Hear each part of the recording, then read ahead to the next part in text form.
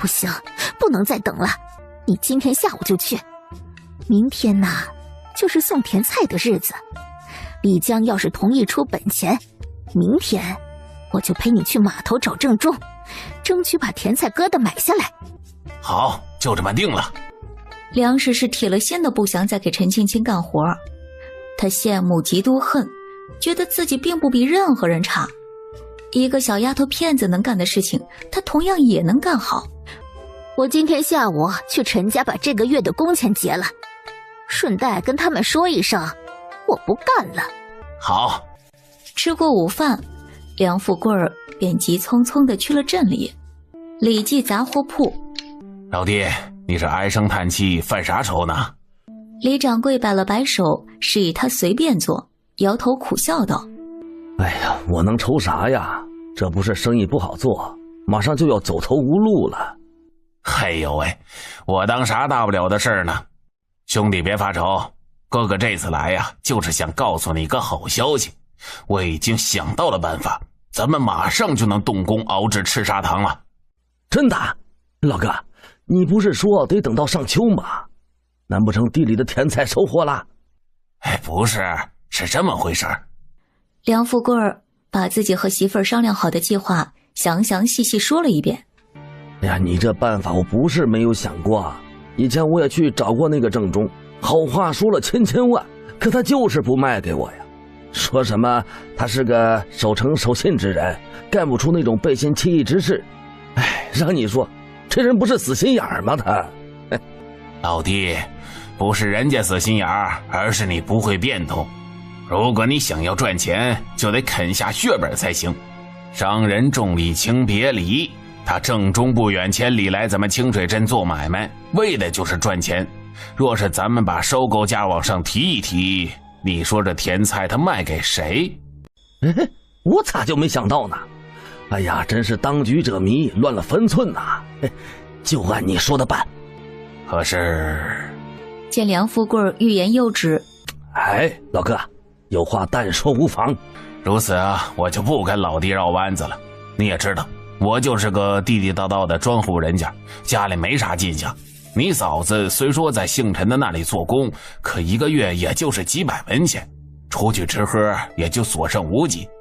我想咱们既然合作，这个启动资金就由你来出，我们出技术，等赚了钱，咱们一人一半，你看可好啊？梁富贵说完，看向了李掌柜。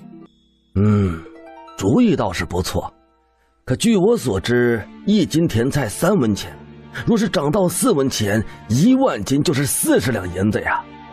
若是熬不出来赤砂糖，那我的损失可就大了。哎呦，我的好老弟呀，我啥样人你还不知道？没有十足把握的事儿，我绝不会轻举妄动。如果能够买下甜菜，这陈青青也就没有了原料熬糖，自己也算是出了心中的一口恶气。他以后有机会，然后再找他算账。想到这儿，他从口袋里掏出了40两银子。好，我信你，这银子你收好，千万别让我失望啊！放心，老弟，你就等着数钱吧。梁富贵接过钱，又闲聊了几句，便起身告辞。南山村糖坊一天的工作结束了。各位叔叔婶婶，要是没有你们，咱们糖坊也不会运行的这么好。咱们糖坊如今已经走上正轨。我曾经说过，若是糖坊的生意好，我定不会亏待大家。今天我就来兑现自己承诺，给大伙发红利，并且从下个月起，每个人的工钱涨得30文一天。陈青青话音一落，所有人高兴地纷纷拍手叫好。青丫头，这涨工钱是好事，可你说的红利是啥玩意儿？就是啊，啥叫红利呀？红利既不是吃的，也不是用的，这是我青青姐把她赚的钱拿出来分给大家，这就叫红利。咱们糖坊以后的生意越来越好，以后得到的红利也会越来越多。对，大宝说的不错，这个红利取决于咱们糖坊生意好坏，所以大家再接再厉，争取生意更上一层楼。嘿嘿，青丫头放心，我们一定好好的干。对，我们一定不惜力，争取下个月产量翻倍。没错，我们会把糖坊的活计干成自家的活计，绝不会拖后腿。谢谢叔叔婶子们支持。大伙排好队，咱们开始领钱。只有梁氏站在人群外，看着被众星捧月一般围在中间的陈青青，心里顿时极度的发狂。这个丫头片子心眼确实不少，小小年纪还挺会笼络人心的。大龙叔，这900文是上个月的工钱，另外2两银子是去年红利，你拿好了。哎呀，这给这么多钱啊！谢青丫头，叔以后一定好好干活。陈青青点头笑了笑，很快就分发完毕。见梁氏站在不远处没动窝，梁婶儿，这是你的工钱和分红。好好，谢谢青丫头。青丫头啊，我最近腰总疼，婶子啊想跟你说声，明天就不来上工了。这人手要是不够用啊，婶子帮你问问，找个人过来顶替我的工作。不用了，梁婶儿，既然你腰不好，就好好在家歇着，甭惦记着堂房。等你身体养好了，随时欢迎你回来。好，那你忙着，我就回去了。梁氏说完，便急匆匆地离开了。青丫头，有些话二婶得跟你说说，不然憋在我心里难受。二婶儿，你这是咋了？咱们又不是外人，有啥事儿你就尽管直说。青丫头，你还不知道，那个梁富贵可不是啥好人。听人说，他也想要熬糖自己卖，还要收购村民种的甜菜疙瘩，没少在背地里说你坏话。这事儿我也听说了，那个梁富贵就是个忘恩负义的小人，忘了当初吃不上饭的时候是谁给他的活路了。甄占山听后却是连连摇头。你们也别太往心里去，现在离秋收还有2个来月，更何况村民们不一定会把甜菜疙瘩卖给他。就是，凭他们那几亩地，能熬多少赤砂糖啊？对咱们根本就构不成威胁。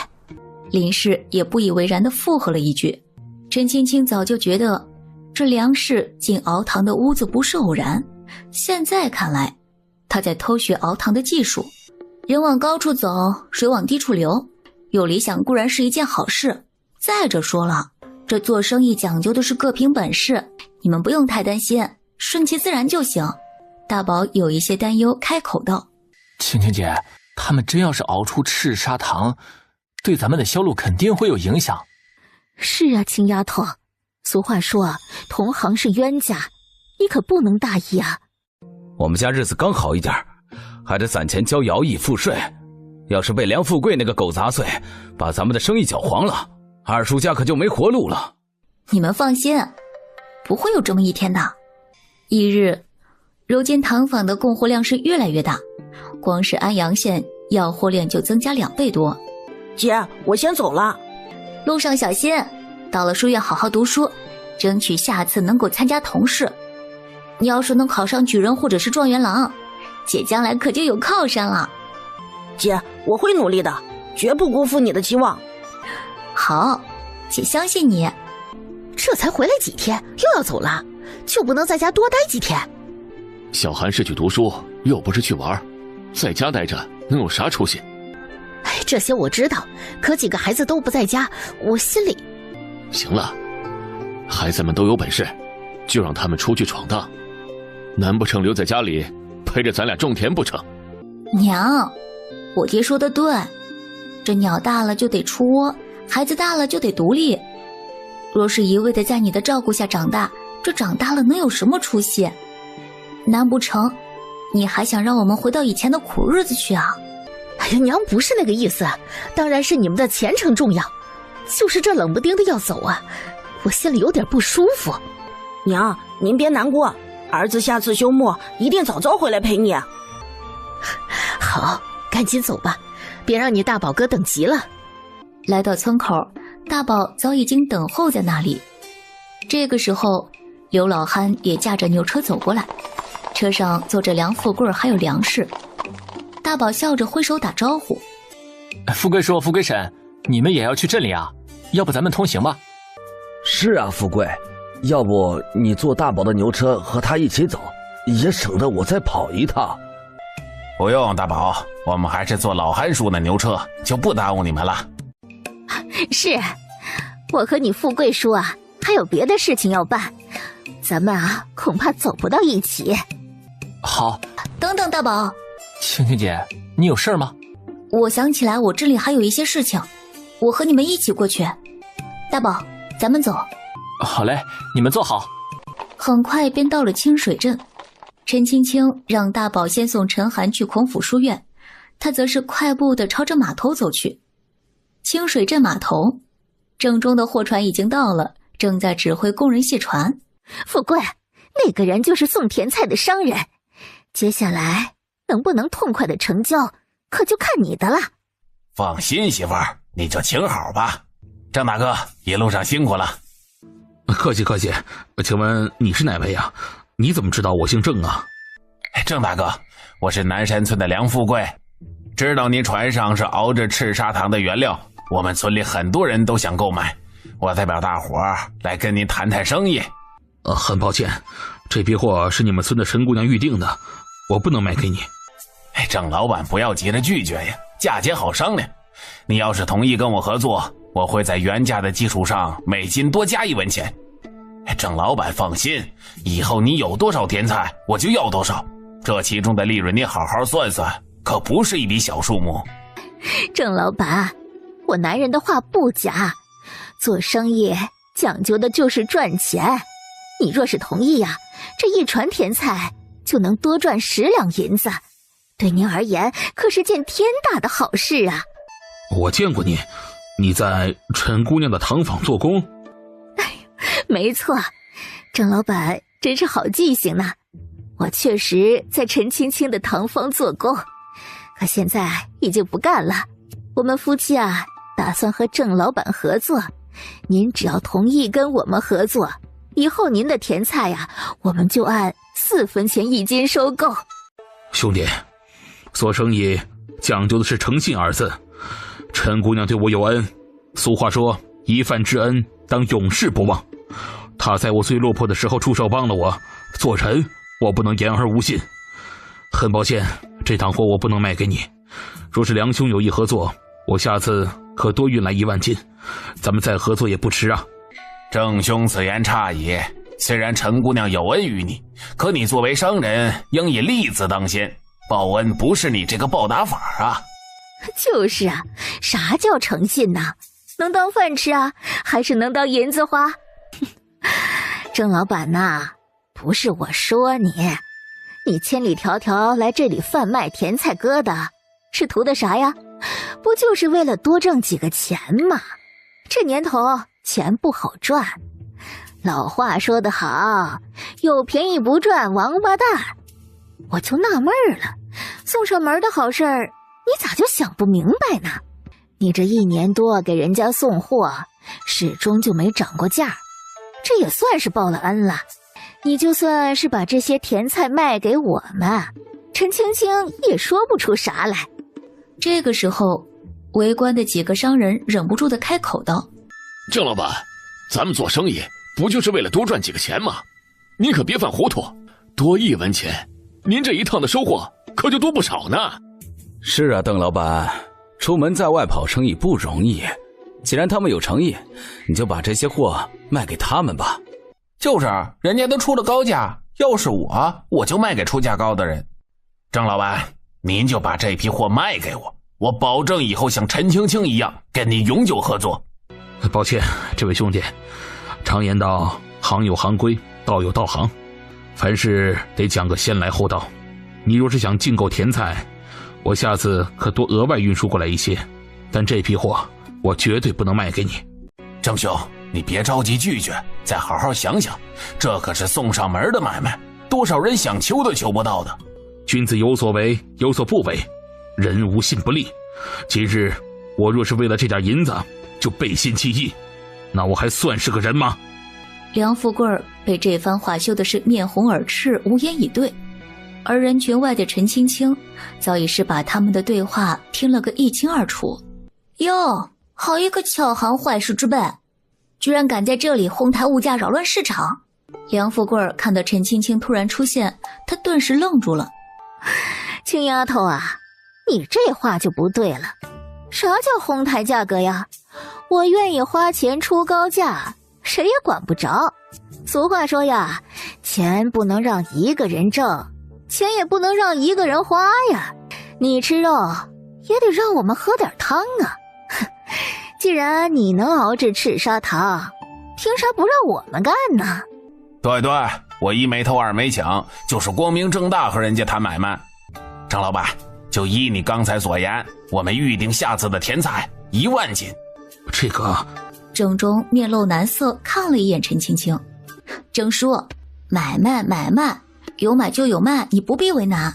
陈姑娘真是大度，如此这笔买卖我就应下了。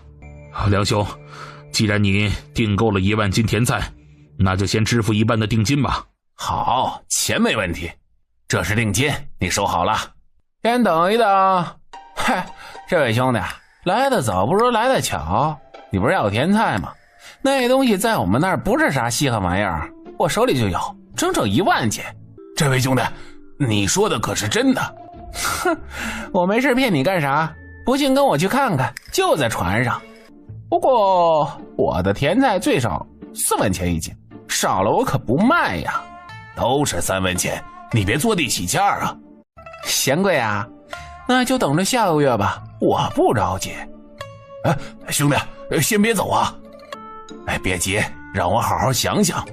你快点啊，好货可不等人。哎，好，你先稍等片刻，我马上就回来。梁富贵说着，拽起媳妇儿便朝人群外的角落走去。郑中看清来人，脸色骤变。郑熙，你怎么来了？陈青青见郑中认识这个男子，便立刻打消了收购他甜菜的想法。此人看起来很是滑头，又尾随郑中而来，做法完全就是小人行径。这种人还是不要搭理的好。咋着啊？这清水镇是你家的，只许你来，我不能来？不，我不是这个意思。不是这个意思就别在这瞎扯淡。你能在这发财，也别碍着我赚钱。我告诉你郑中，当时我求你带我一起发财，可你不肯啊。如今我自己来了，你可别暗地里给我使绊子。真要是搅了我的生意，你也别想好过。郑熙，你误会了，我不是不带你来，是……成了，别找借口了。什么来了也卖不掉，什么市场饱和，你骗鬼去吧。郑熙不等他把话说完，便厉声打断，脸上尽是嘲讽。郑中，咱们同宗同族，那是实实在在的亲戚。你屎壳郎变知了，一步登天发了财，却藏着掖着，满嘴谎话连篇。我要是不亲自来一趟清水镇，还真不知道你这破甜菜割得如此抢手。你真是上了锁的箱子，嘴够严实的呀。郑熙，既然你来了，就把这趟生意做好，以后堂堂正正的做人，争取赚到钱，早日成家立业。当哥哥的自然替你高兴。得了，你别在这大尾巴狼戴帽子假装好人了，我的事用不着你咸吃萝卜蛋操心，别给我捣乱就行。郑熙，做生意讲各凭本事，我怎么会给你捣乱呢？不过是看在同村同族的份上，我劝你脚踏实地的经商，莫不要投机取巧，害人害己啊。就你烂好心，你算老几啊？也想管老子的事儿？见他冥顽不灵，郑中也就不再搭理他。抱歉了，陈姑娘，真是不好意思，让你见笑了。郑叔，您说这话就外道了。咱们合作了这么久，我相信您的人品。谢谢陈姑娘如此信任呐。要说谢，应该是我谢你才对。你不注重利益，把诚心放在第一位，像您这样能够守住本心的买卖人已经不多了，却能让我遇到，这是多么幸运啊！郑叔，咱们合作这么久，我自然不会让你做赔本买卖。您若是收购运输成本增加，甜菜的价钱自然肯定也会上涨。要真是这样，您可一定要及时和我沟通，把价钱定在一个合理的价位，这样咱们才能互利互赢。好，我不会做赔本买卖的啊。他把糖坊要扩大规模的事情说了出来，和郑中敲定，从下个月起，甜菜的订购量增加至2万斤。郑中高兴地笑着点头，一一应允。角落里的粮食皱着眉，沉着脸。不行，人家买原料是3文钱，凭啥咱们就要花4文钱呢？这不是二傻子吗？是啊，媳妇儿，我也觉得这钱花得有点憋屈。可咱们要是不进购原料，咋熬汤啊？我要咋跟李掌柜交代呀？富贵啊，你可不能头脑发热，这可不是差1星半点儿，那可是差了10多两银子呢。你听我的，去跟那个瘦猴子谈，就咬死3文钱1斤。这么热的天气啊，不卖用不了几天就得烂了，看谁着急。这能行？万一真有人买，咱们不就白忙活了？你呀，脑瓜子好像进水了。别忘了，除了咱们南山村，根本就没人会熬汤。只要你按我说的做，这些甜菜啊，定是咱们的囊中之物。只要咱们买下这1万斤甜菜，1斤省下1文钱，那就是10两银子。你就跟李掌柜说4文钱买的，省下来的10两银子不就进咱们兜里了？哎，对对，媳妇儿你太聪明了，这件事就依你。2个人商量好便走过来，郑熙连忙开口问道：咋样？你们可商量好了，这甜菜你们到底要不要？兄弟，我给你3文钱1斤，你要是能卖我们就谈，不能卖我们也不强求。没错，实话跟你说，这甜菜熬糖我们也是第一次弄，没啥经验，贵了我们还真不敢买。就是，我和刚才那姑娘就是一个村的，她买3文钱1斤，我们花了4文钱，这要是让村里人知道，不得笑话我们2口子是土包子呀。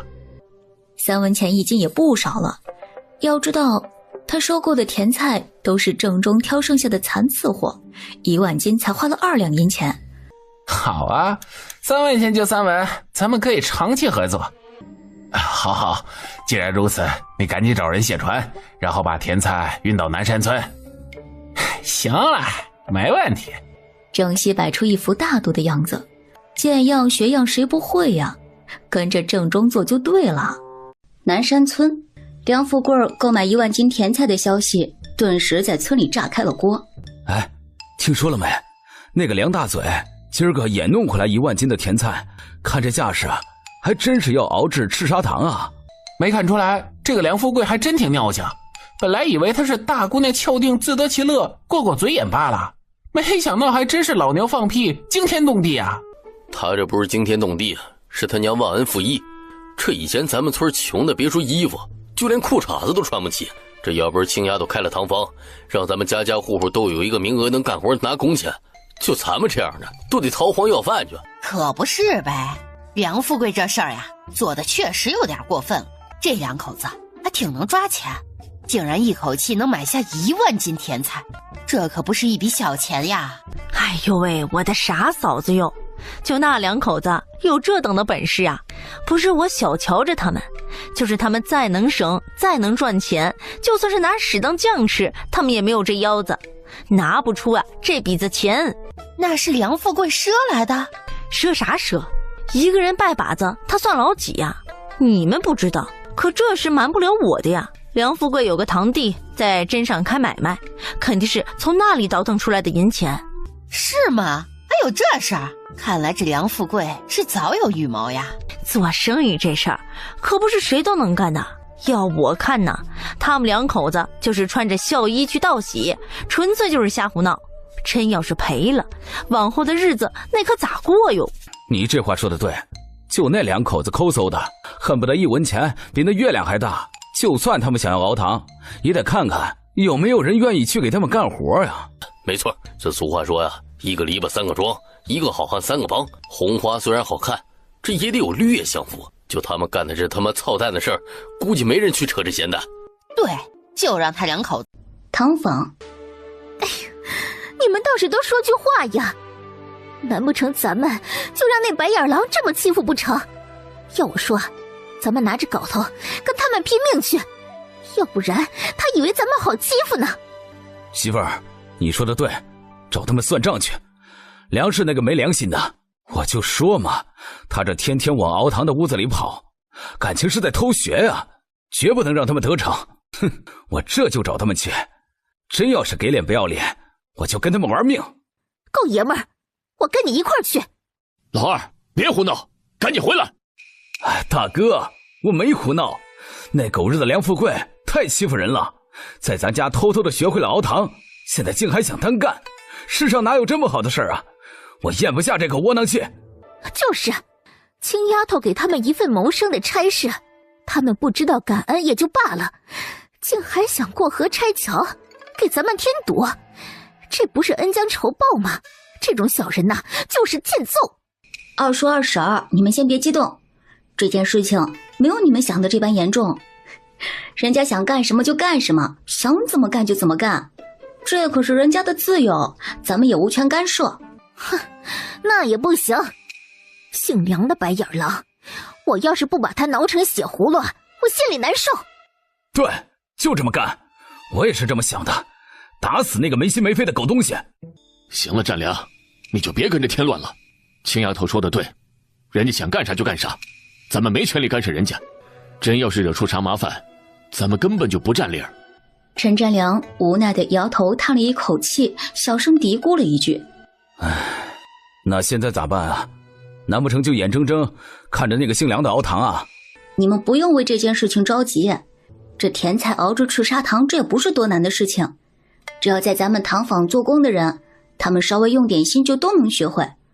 就算不是梁富贵，以后也可能会是张富贵、李富贵。就算熬制出赤砂糖，这得有销路才行。这里和安阳县基本上已经被咱们垄断，他们想做起来这可不容易。更何况我最近研制出一种新的熬糖工序，做出的糖洁白如雪，甜度更高。只要这种糖熬制成功，一定可以风靡大宁朝。怪不得青青姐一点也不着急，原来是她早已想好了退路。青青姐，还有像雪一样的糖吗？是啊，还从没听说过白色的糖呢，那还能有甜味吗？那白色的糖好熬制吗？要是真做出来了，能有人买吗？白糖和赤砂糖熬制方法几乎一样，不过我要在里面加上一种特殊的物质，赤砂糖便会形成白色糖块，白糖比赤砂糖使用范围更广，更加受人欢迎。所以啊，你们不用担心会没有销路，这一定会大卖的。真的？青青姐，现在没有外人，你快把这个熬白糖的方法教给我们吧。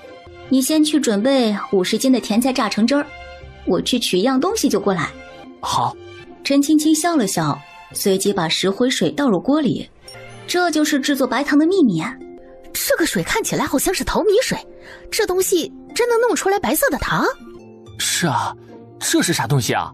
往后是不是熬白糖就离不开它了？这可是熬制白糖的必备原料，这以后肯定会天天用。明天准备几口大缸，我多准备一些。这种水可是咱们糖坊最后的杀手锏，你们一定要守住秘密，不能让任何人接触到。若是被人破解它是什么构成的，后果想必大家都清楚啊。闺女，你放心，我明天就收拾出来一间屋子，专门存放几口大缸，然后打上一把牢固的铁锁，绝对不会让任何人知道这药水的存在。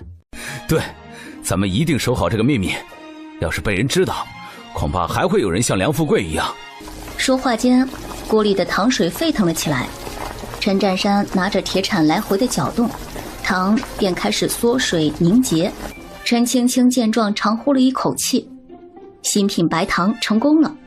陈占山等人脸上的担忧瞬间消失不见，取而代之的是激动欣喜的笑容。梁家看着满院的甜菜疙瘩，梁富贵乐得嘴角都快咧到耳后根去了。媳妇儿，咱们发财的日子不远了，明天咱们就开始熬糖。富贵呀，你先别开心的太早，这么多甜菜，就凭咱俩根本就忙不过来呀。忙不过来，咱们就去雇人，我还不信雇不到干活的。话不能说得太满，有些事儿啊，你考虑的还是太简单了。要知道，陈青青给干活的可是30文钱一天，咱们给多少啊少于30文肯定没人来。就算有人来，咱们得雇几个人呢？石磨就村口那1方，大锅咱家有2口，就算一天不休息，咱们也就熬个5、6锅。哎呦，别忘了，咱们还没有带毛的畜生。就那石磨，光靠人推，这么热的天，推不了1个时辰呢，就得犯迷糊。我感觉咱们买这么多甜菜，有点太草率了。那咱们现在咋办呢？难不成去求陈青青帮忙？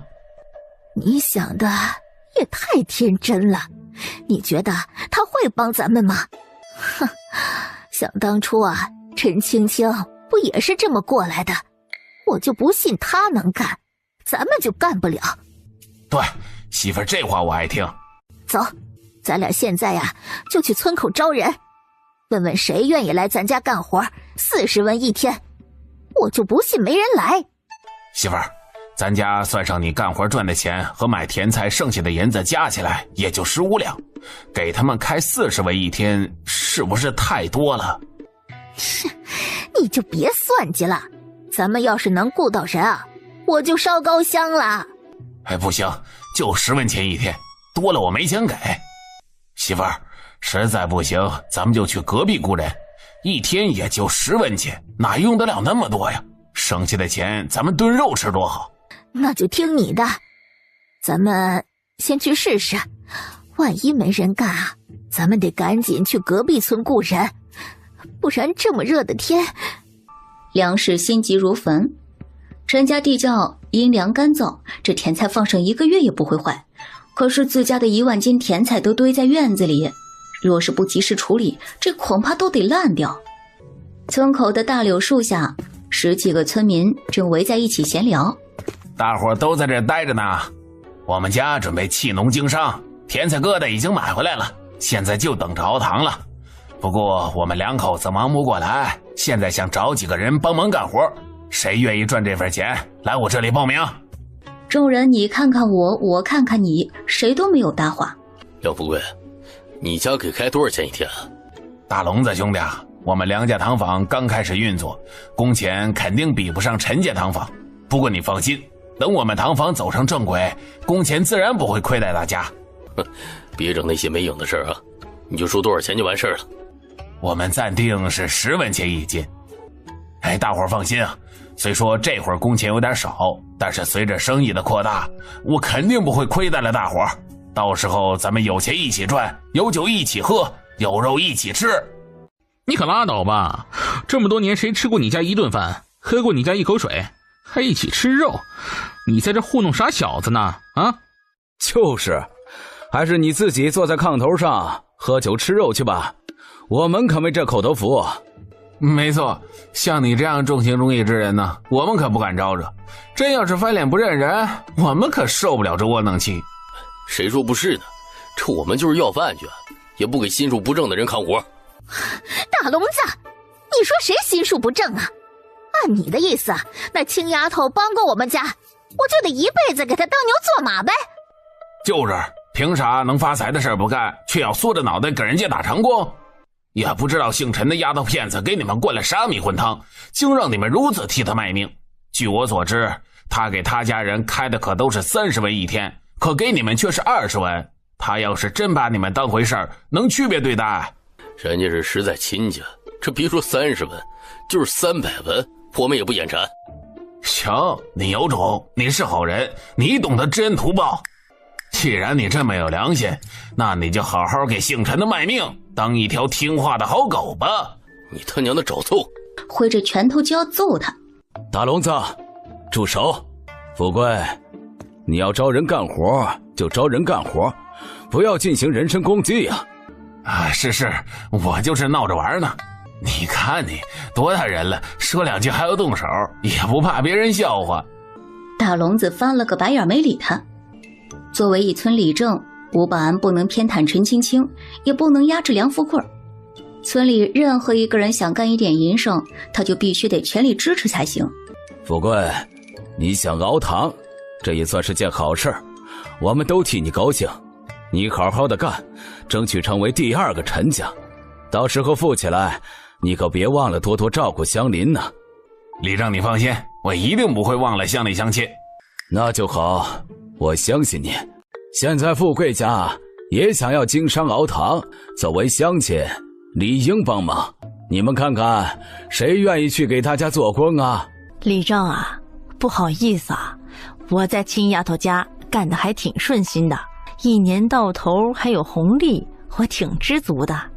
二蛋子随即嘿嘿一笑，陈家的活计轻松还不累，工钱又高，谁会傻了吧唧的去赚10文钱？谁乐意去谁去，反正我不去。我可不像某人，这干不出那种没良心的事儿。你们，梁富贵怒火中烧。富贵，咱们村每家都有一个人在陈家堂坊做工，哪还有闲人去你们家呀？依我看，趁着天还没黑，你赶紧去隔壁柳条村找几个人，别耽误了明天干活。富贵家的，既然在咱们村顾不到人，你们赶紧去柳条村，毕竟那可是1万斤的甜菜啊！这么热的天，真要是坏了，岂不麻烦呢？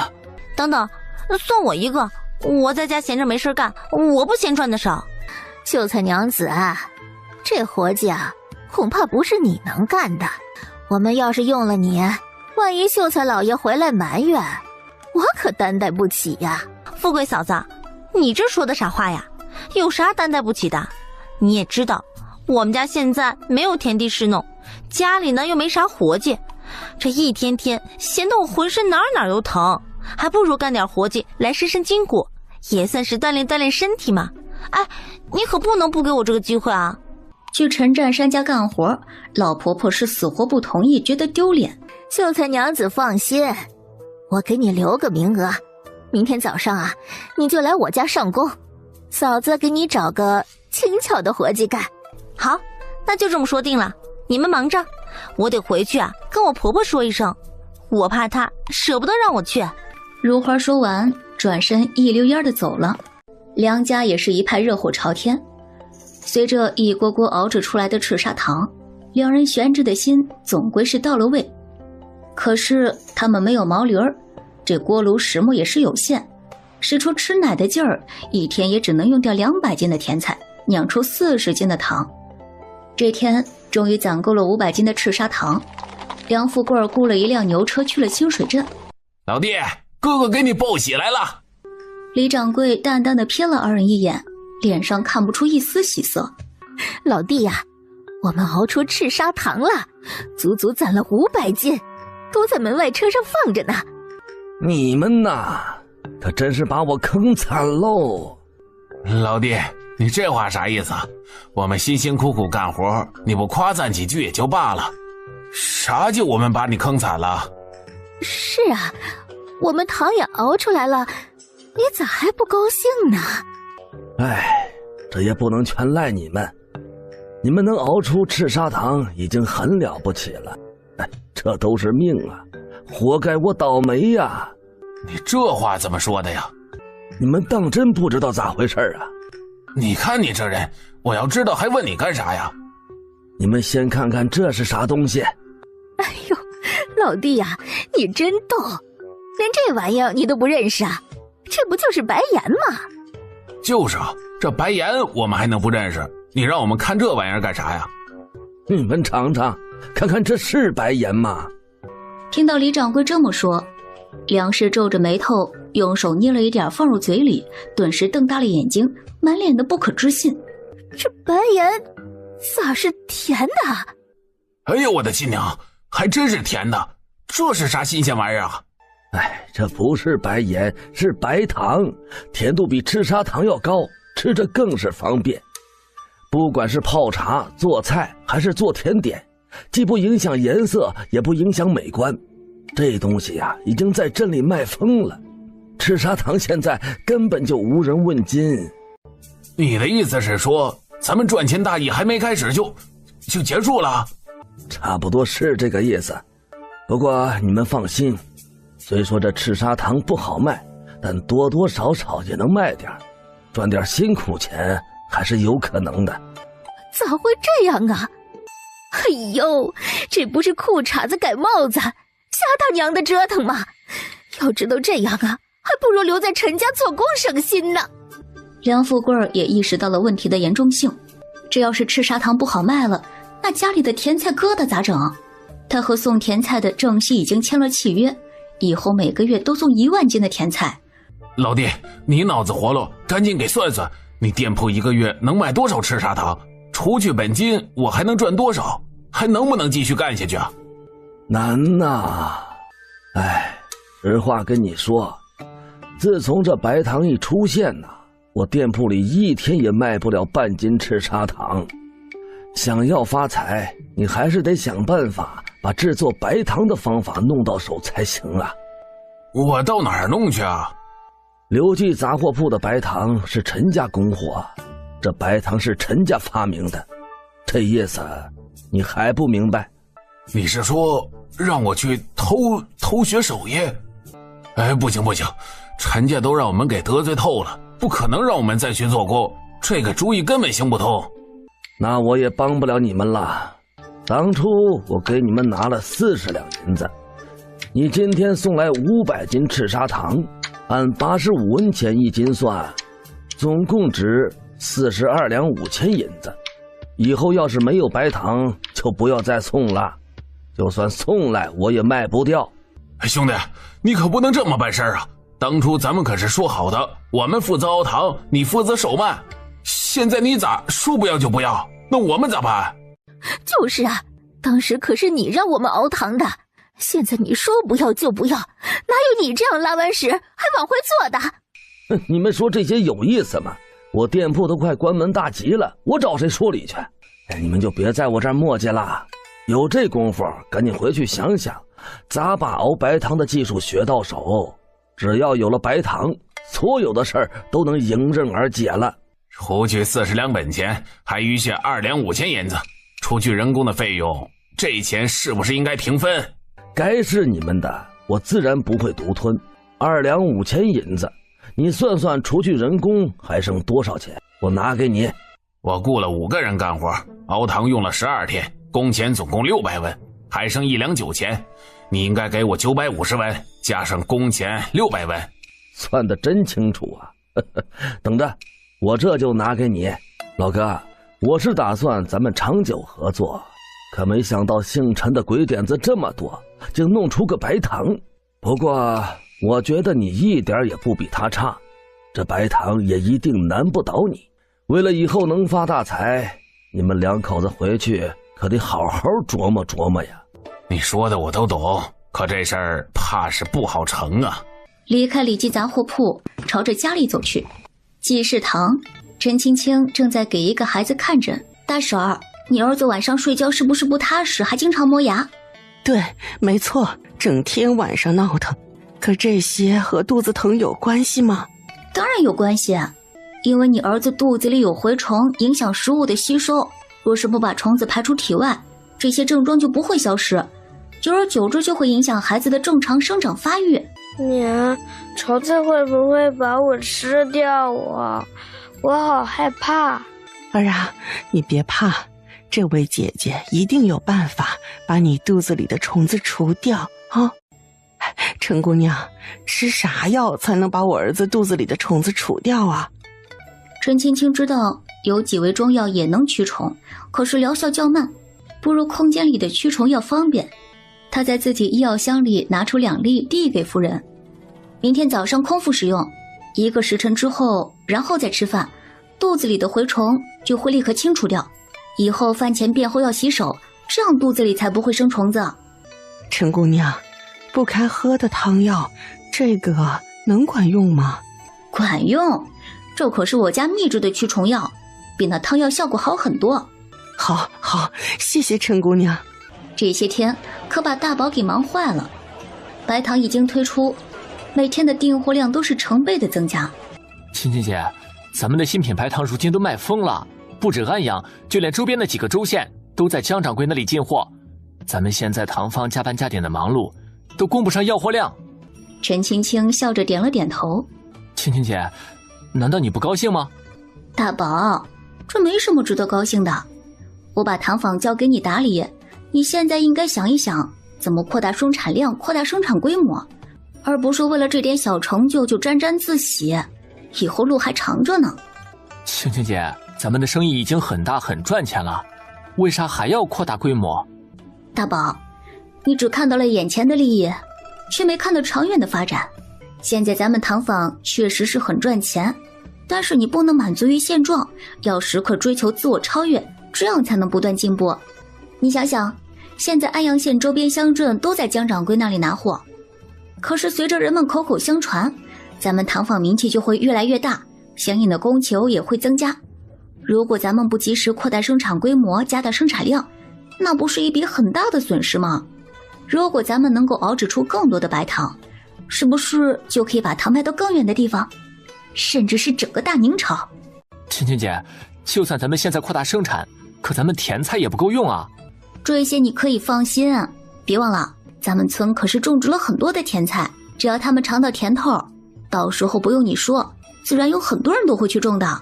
青青姐，你真厉害！我以前一直不理解你为啥要发动村里人种甜菜。当时梁富贵开糖坊，我还偷偷埋怨你，觉得你在村里种甜菜造成的麻烦，没想到你早就有了应对的法子。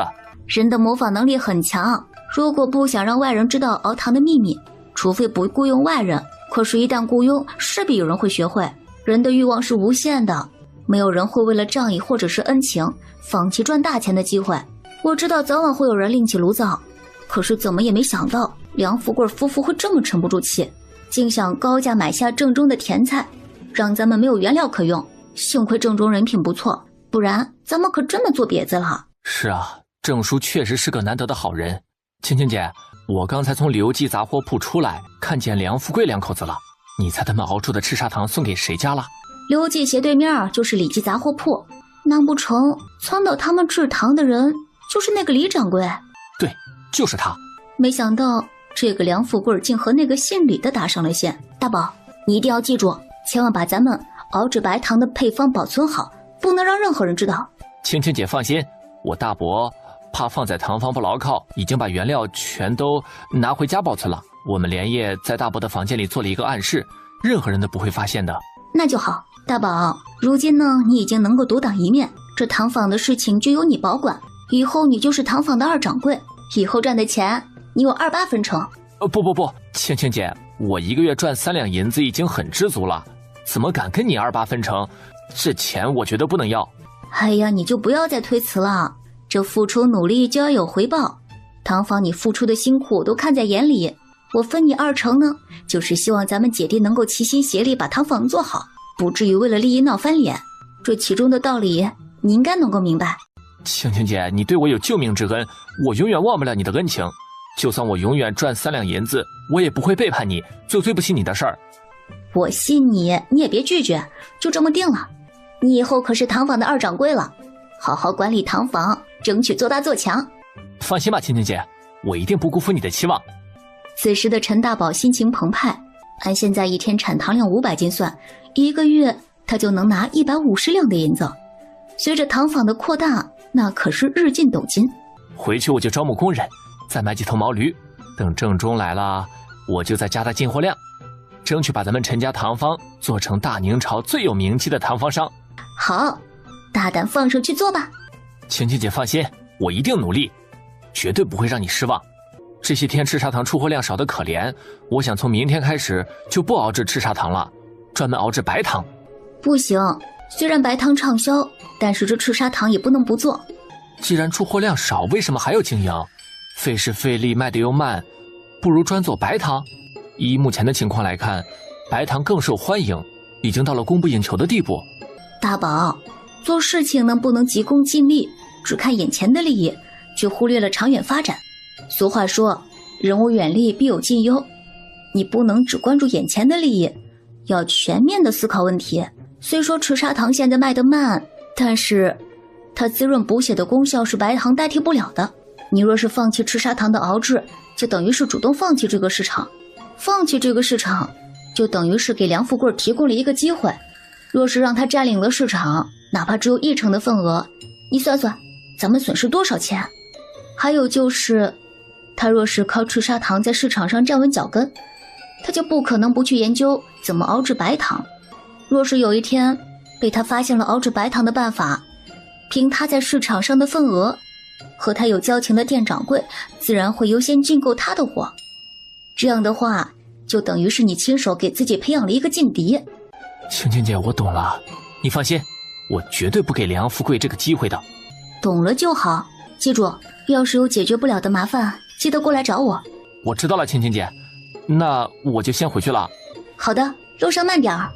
南山村，看着院子里堆积如山的甜菜疙瘩，梁氏心里发愁，这么多甜菜该咋处理？就算能够熬制出赤砂糖，这卖给谁去？媳妇儿，你别急啊，虽说李江不要咱们的货了，但赤砂糖可是好东西，实在不行咱们就拿到这里自己去卖，人家卖100文一斤，咱们卖便宜点，就不信卖不出去。这能行吗？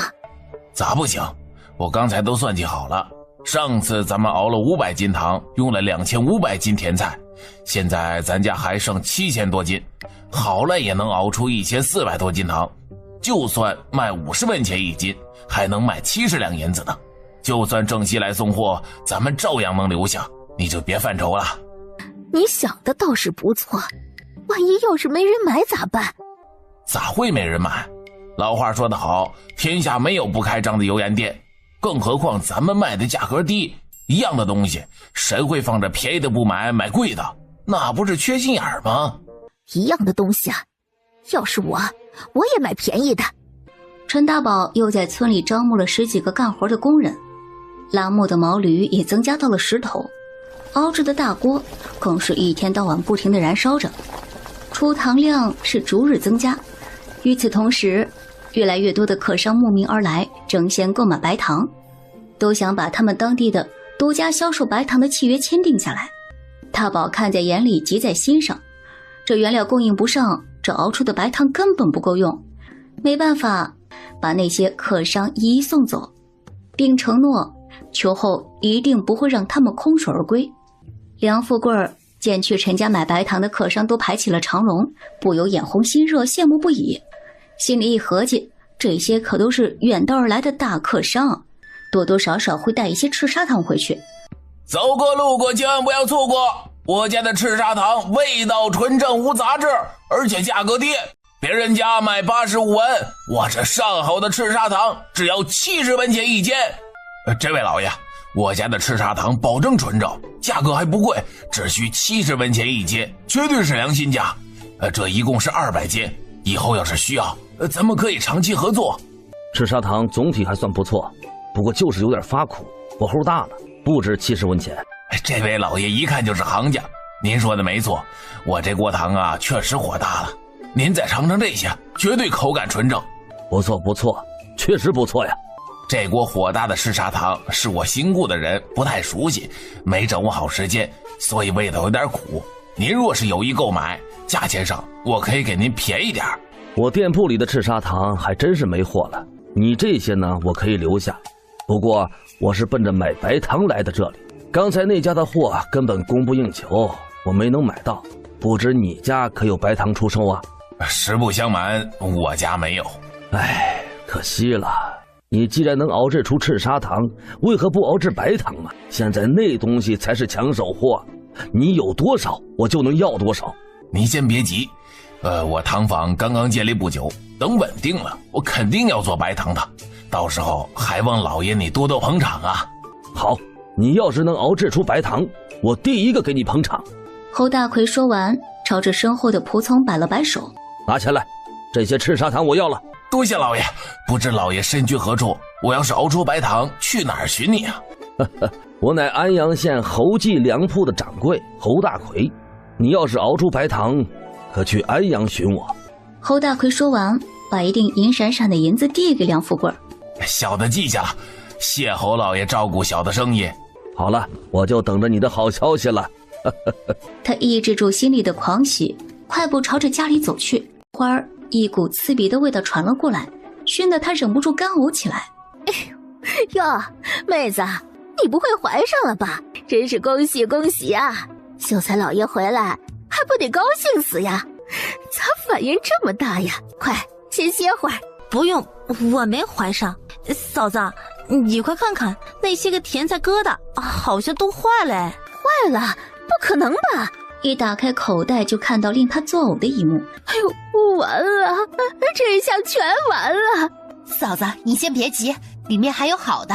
就是啊，好在发现的及时，咱们赶紧归置，把能用的挑出来，放到阴凉的地方去。哎，对，咱们呢，快动手挑拣。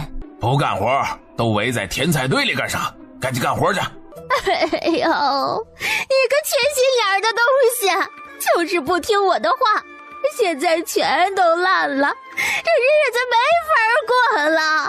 烂了？啥烂了？咱家还能有啥？那些甜菜烂了。烂了？不可能，陈家的甜菜比咱家还多，他们的都没事儿，咱们的咋可能烂掉？梁富贵朝着存放甜菜的地方走过去，甜菜已经烂了一大半。你给我闭嘴！天还没塌，我也没死，你嚎个屁呀！再嚎就给我滚回你娘家去！富贵呀，现在甜菜疙瘩都烂了，你说咱们往后的日子可咋过呀？该咋过咋过，怕啥？起来，赶紧干活！好，我这就去干活。夜幕降临，倚靠在被垛上的梁氏一脸愁容。富贵啊，听我一句劝，咱们还是别再熬啥吃砂糖了，再这样折腾下去啊，咱家非得要饭吃不可。不行，不能放弃，若是现在放弃，咱们可就真成了村里人的笑柄。媳妇儿，你在陈家干了这么长时间，陈家的甜菜是咋保存的？为啥不会腐烂？我主要负责切菜洗菜，根本就不管运输呀。我好像听大笼子说过那么一嘴，说堂坊后边依山而建一座地窖，那地窖冬暖夏凉，存放瓜果蔬菜几个月都不会坏掉。原来是这么回事，怪不得他们的甜菜不会腐烂。明天咱家也挖地窖，不然等正西再来送甜菜还得烂。你有没有听我说话呀？别再继续了，咱们就是土里刨食的泥腿子，经商的事儿啊根本干不了。你别长他人志气，灭自己威风。你看这是啥？这是哪来的银子？难道你把那些赤砂糖给卖出去了？那是当然，要不说你老爷们儿有经商头脑呢。梁富贵得意洋洋地把今天在村口卖糖的事情仔仔细细说了一遍。哎呦妈呀，发财了！富贵呀，你可真厉害，我还以为你瞎胡闹呢，没想到那些糖竟真被你卖了。那是必须的，所以说咱们还得接着干，甜菜还得留。我觉得咱们好赖干就比陈家做工挣得多。你听我给你算算这个账啊，咱家现在还剩下2000多斤没烂的甜菜，怎么也能出糖400斤，随随便便就能卖28两银子，加上今天卖的就是42两银子，除去进货的30两，还剩下10多两。你说是不是比你去陈家做工赚得多？确实赚得多，可我心里就是不踏实呀。我的好媳妇儿，你就把心放在肚子里，一切听我安排就完了。况且咱们已经没了退路，就算你想去陈家做工，人家也不可能再用你。侯掌柜说了，只要咱家能熬出白糖，有多少他要多少。你说这等好事儿，咱们能轻易放弃吗？你快拉倒吧，白糖要是那么好熬制，还轮得到咱们？嘿，陈家都能熬出来，咱们咋就不行？梁富贵坏话一笑，附在梁氏耳边低语了几句。你还是不是爷们儿啊？哪有让自家媳妇儿干这事儿的？真要是传出去啊，以后我还咋做人？再者说，就那傻了吧唧的熊样，能知道熬白糖的配方？就算问也是白问。你看你说的啥话，小瞧人了不是？陈家谁都可能防备，绝不可能防备个二傻子。那些干活的人里面，就属他最可能知道秘密。富贵啊，我有点害怕，万一被二蛋子占了便宜，以后你会不会嫌弃我呀？放心吧，媳妇儿，咱们就是演场戏，我不会让他得逞的。咱们的目的就是把熬糖的配方要出来，只要有了白糖配方，就能赚大钱，咱们就能送狗蛋和狗剩去镇里读书，你也就不用再羡慕陈寒了。好吧，就依你。这几天梁氏一直盯着村里的二蛋子，这天他正在院子里乘凉。媳妇儿，今天那傻小子一个人出来的，正往这边走呢，你见机行事，我先去外边躲一会儿。好，我知道了，你快出去吧。我的好媳妇儿，咱家的好日子就指望你了，你可千万别弄砸了呀。我知道了，你赶紧走，不然一会儿走不了了。好，我这就走。二蛋兄弟啊，你这是刚回来呀？富贵家的，你要干啥？哎呦，瞧你这怂样，我又不是母老虎，你怕我干啥？你别过来啊，离我远一点。哎呦，我的大兄弟啊，以前你不是挺喜欢跟嫂子唠嗑吗？现在咋不找人家了？你快拉倒吧你，我可长脑子了，上次差点被你用石头给打死，你少诓我。哼，就算你眼神不济，可那次晌午你咋回事？又是摆手又是抛媚眼，把这了不得蹭蹭往外冒火，可你却倒打一耙，还想让你爷们揍我。我告诉你，别以为我二蛋子好欺负，要是真把我逼急眼了，我谁也不怕。是吗？那你咋还怕我呢？你还好意思说？就你上次那猴急的样子，能吓死个人，一点也不懂得怜香惜玉，也不讲究点方式，直接就想练狗刨啊，闹得我心烦巴拉的，那还有兴致干那事儿？所以呀，连气带气的就打了你几下。你说的是真的？瞅你这傻样，嫂子啥时候诓过你啊？是你不懂女人的心罢了。你可别骗我了，在陈家一起做工，我要是稍微离你近点儿，你都不给我好脸子看，还说我不懂女人心，是你根本就不待见我。说你不懂啊，你还不爱听，你也不好好想想，陈家做工的人那么多，我不得装着点啊？要是跟你卿卿我传出去，我不得被人戳脊梁骨啊？万一传到你富贵哥的耳朵里，他能饶得了你啊？好嫂子，感情这里面还有那么多学问呢。那可不咋的，这里面的学问呐，可是不少。今晚上嫂子好好的教教你啊。真的吗？好嫂子，你可真是馋死兄弟了，我都已经等不及了，赶紧去我家，我现在就想学呀。瞅瞅你呀，真是个毛毛躁躁的愣头小子，这大白天的，万一让人看见咋办？走，进屋，嫂子给你做好吃的去。去你家？不去，去你家不方便，万一让你家老爷撞见了，我可吃不了兜着走。哎呦呦，瞅瞅你这窝囊样，想吃鱼又怕腥，上赶着不是买卖，你不去拉倒。别生气呀。嫂子，我富贵哥真不在家呀？不在，一大早就去了安阳，明天一早才回来。那你家狗剩狗蛋呢？放心，我一早呀就把俩孩子送姥姥家去了。赶紧进屋，别让人看见，晚上咱俩好好的说说知心话。好嫂子，我信你。我的好嫂子，赶紧让我好好歇汗歇汗。混蛋，你赶紧放开我！嫂子，你这啥意思？你呀，忘了我刚才说的话了？干啥都急岔子，这不是着急的事儿，得一步一步来。好，不急，我听嫂子的。这就对了，等着啊，嫂子去整点下酒菜，咱俩先喝点酒。来，二蛋兄弟啊，赶紧喝一口。哎呦，我的好嫂子，这不是做梦吧？瞅你这傻德行啊，赶紧喝呀！好，咱俩一起喝。几杯酒下肚，这手脚就开始不老实起来。我的好嫂子，兄弟有点顶不住了。瞅你这点出息啊，还没黑天，你着啥急呀？赶紧喝酒。好，不急，我喝。此时的梁富贵正躲在暗处，时刻观察着屋里的一举一动。酒过三巡，二蛋子已经喝得醉眼朦胧。梁氏觉得时机差不多了，便开始旁敲侧击地打听陈家熬白糖的秘方。二蛋兄弟啊，陈家现在生意咋样啊？好嫂子，现在这天也黑了，要不咱俩进被窝吧？你呀，真是烫了屁股的猴子，急红了眼。我不都说了吗？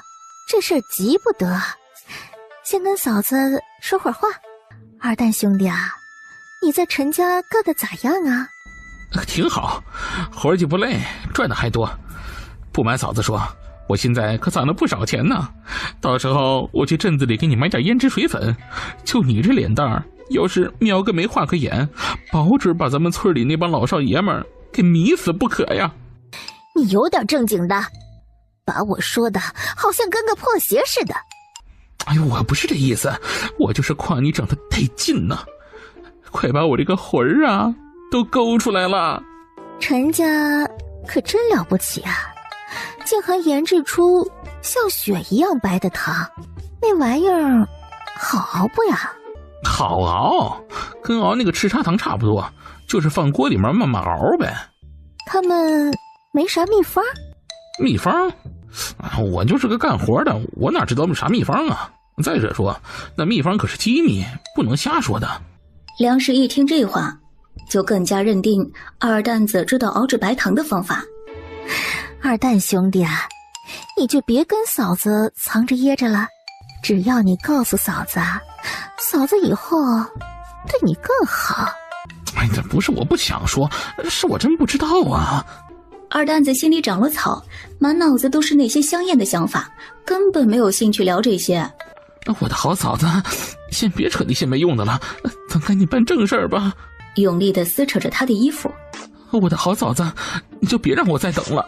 二蛋兄弟啊，你先放手，咱们慢慢来啊。你就是说出天花来，我也得先要了你。房门猛地被踹开，梁富贵气势汹汹地冲进来。好你个王八蛋，竟敢勾引我家媳妇儿，看我不打死你！富贵大哥，这不是你想的那样，是嫂子她。哎呀，我的天哪！哎呀，富贵，你可算是回来了。这要是再晚一点，我就没脸出去见人了。媳妇儿，你别怕，让我教训教训这个不要脸的混账东西，替你解气。你个臭不要脸的，竟还想欺负我媳妇儿！今天老子要是不把你打个半死，难除我心头这口王八气！别，富贵哥，你别激动。二蛋子吓得腿都直转筋，他连忙解释道：“不是我想欺负嫂子，是嫂子她先勾引我的。”放你娘的屁！我媳妇儿能看上你这样的窝囊废？抬手就是两嘴巴子。你说今天这事儿咋办？要是不让我满意，我就把你那害人的根苗割下来喂狗！二蛋子差点吓得尿了裤子，扑通一声跪倒在地。富贵哥，我错了，求你千万别乱来，没了那玩意儿我还咋活呀？梁富贵又狠狠地踢了他几脚。你个狗娘养的东西，简直欺人太甚！走，跟我去县衙告官，我要告你奸淫良家妇女！别报官，千万别报官！我的好哥哥，你就是我亲哥，我求求你，把我当个屁给放了吧，以后我再也不敢了。哼，我他娘的都背上王八壳子了，你还想让老子放了你？想啥美事呢？赶紧说，这个事咋办吧？富贵哥，你别报官，要不这样，我有钱，我给你200文怎么样？200文？你打发要饭的呢？300文行不行？我就摸了2下，我啥也没干呢。少废话，老子不差你那仨瓜俩枣的。那你想要啥呀？老子啥都不要，只要你能如实回答我的问题，今天这事儿就当没发生过，咱俩以后还是好哥们儿。可如果你要是敬酒不吃吃罚酒，或者是死鸭子嘴硬，可就别怪我心狠，就是不打死你，我也要把你送官。好，富贵哥，你问啥你就问吧，我一定都如实回答。若有半句假话，我天打5雷轰。陈家的白糖是咋熬出来的？这二蛋子就算是再傻，这也明白是怎么一回事了。怪不得这梁氏大献殷勤，原来是这2口子没憋好屁。你赶紧快说呀！好小子，你真是不见棺材不落泪。我要是不让你尝点苦头，你就在这装孙子。梁富贵一把薅住二蛋子的脖领子，抬手就要打。别打！我说，富贵哥，你先消气，你不就是想知道熬白糖的方法吗？我说，我把我知道的全都告诉你。好，赶紧说，你要是敢骗我，我打得你满地找牙。不敢，陈家熬制白糖的工序和赤砂糖差不多，唯一不同的就是他们往大锅里面倒进去一盆白色的水，好像是米汤啥的，熬出来的糖就变成了白色了。什么？白色的米汤？你小子可别骗我！我哪敢骗你啊？这都是我在陈家糖坊亲自见的呀。要是有半句假话，我出门在牛屎里淹死。就这么简单，没别的东西？没有，绝对没有，我都看见好多次了。陈占山每次都会往锅里面倒进去一盆米汤，你要是不信，你可以问问大笼子，他也看到过好几次了。那你知道那是啥米熬的汤吗？可能是高粱米汤，也可能是稻米汤，还有可能是小米汤，具体是啥米汤我就不知道了呀。二蛋子没有撒谎，这些确实是他亲眼所见。梁富贵心里高兴，没想到这熬制白糖的方法如此简单。知道这个秘密，那这以后可就发大财了。媳妇儿，看来这小子不像是说假话，既然达到目的，咱们就把他放了吧。你先等等，照着他的屁股蛋子就是一脚。臭不要脸的，还想打老娘的主意，也不撒泡尿好好的照照，你这副死德行，以后别让我看见你，赶紧滚！与此同时，大宝脚步匆匆地回了堂房。陈青青早就叮嘱他要防着梁富贵两口子。大宝每天上工下工就躲在暗处观察，两个人竟然把主意打到二蛋子头上，把事情经过和陈青青说了一遍。青青姐，二蛋子果然被梁氏拽家里去了，可他们挑二蛋子下手是不是太草率了？一点也不草率，这可是他们深思熟虑之后这才做出的决定。梁家的赤砂糖卖不出去，他们两口子就是狗急跳墙急红眼，迫切的想知道这熬制白糖的方法。梁氏知道二蛋子负责运输糖汁，这肯定要在他身上下功夫的。怪不得你让二蛋子负责运输糖汁，原来你早就防着这一手呢。二蛋子啥也不知道，这要是挨打，咱们岂不是害了他？放心吧，别看二蛋子呆头呆脑，其实他鬼心眼子多着呢，他吃不了大亏。青青姐，那接下来咋办？若是我没有猜错的话，他们会以此要挟二蛋子，让他打听秘方。还有一种可能就是偷窃，这些咱们都不得不防。二蛋子永远也不可能知道秘方是什么，至于偷盗，那更行不通。堂房锁着的那间屋子只是个幌子，没人知道秘方藏在我大伯家里。不怕一万就怕万一，俗话说君子易处，小人难防，还是小心谨慎一点好。好，我记下了。梁富贵两口子在自家院子里挖了一口土窖，整些送甜菜的日子，付了30两银子，两个人也没仔细检查甜菜的品相，直接放到了地窖里。处理完这些，两口子这才开始尝试熬制白糖。梁富贵先用小米熬了一些米汤，然后倒进甜菜汁儿，梁氏不停地搅拌，只等着奇迹发生。可是熬到最后，别说是白糖，就连赤砂糖也都变了样，又黑又硬，这吃一口全是苦味儿。两个人没有气馁，最后又尝试了用稻米、高粱米，最后连白面汤都用上了，可是依然没有成功。这到底是咋回事啊？怎么熬不出白糖呢？梁富贵也像是霜打的茄子一般，蔫头耷脑的没了精神。你倒是说句话呀，现在咋弄啊？能咋弄？咱们再重新试试呗。行了，要我看呐，白糖根本就不是用米汤熬出来的，咱们就别费这劲儿了。你的意思是说，咱们让二蛋子给糊弄了？当时我就不赞成你出的那馊主意，现在可好，偷鸡不成反蚀把米，白糖没熬出来，白白浪费了好几百斤的甜菜。别说那没劲的。梁富贵心烦意乱，好你个二蛋子，占了他媳妇儿便宜不说，居然还满嘴的胡编乱造，害他跟个二傻子似的遭这王八罪，这事儿绝对不能这么算了。我去找那个二蛋子，要是他不说出实话，今天我非把他打出屎不可。你赶紧回来，真要把事儿闹大了，让村里人咋看我呀？那你想咋样？打他一顿能解决啥事儿？哎呦，行了，富贵，还是算了吧。算了，我媳妇儿让那个狗日的摸了个遍，岂能轻易算了？今天我要是不打死他，我可就真成了窝囊废。你这话无疑是在梁氏的伤口上撒盐。你个没良心的，口口声声的说不在乎，我看你在乎的要命，赶紧去把那个让你感到耻辱的臭流氓打死！你要是不去呀，就不是个有骨气的老爷们儿，就是个窝囊废。梁富贵被这么一闹腾，反倒是冷静了下来。他意识到刚才说的话有一些重了，赶紧上前解释：不是媳妇儿，我不是这意思。咱家要是熬不出来白糖，那往后的日子咋办呢？我这是着急呀。你着急有用吗？富贵，别折腾了，要不咱们还是放弃吧。媳妇儿，咱们现在没路可退，新送来的甜菜要是不熬出白糖，咱们就都得要饭吃去了。你说的轻巧，咱们现在已经尝试过了，可根本就熬不出来。再继续下去啊，老本都得赔光。你就听我一句劝，咱们去找青丫头，好好的跟人家说说，把甜菜卖给人家。以后啊，咱们就踏踏实实的种那几亩地，咋样啊？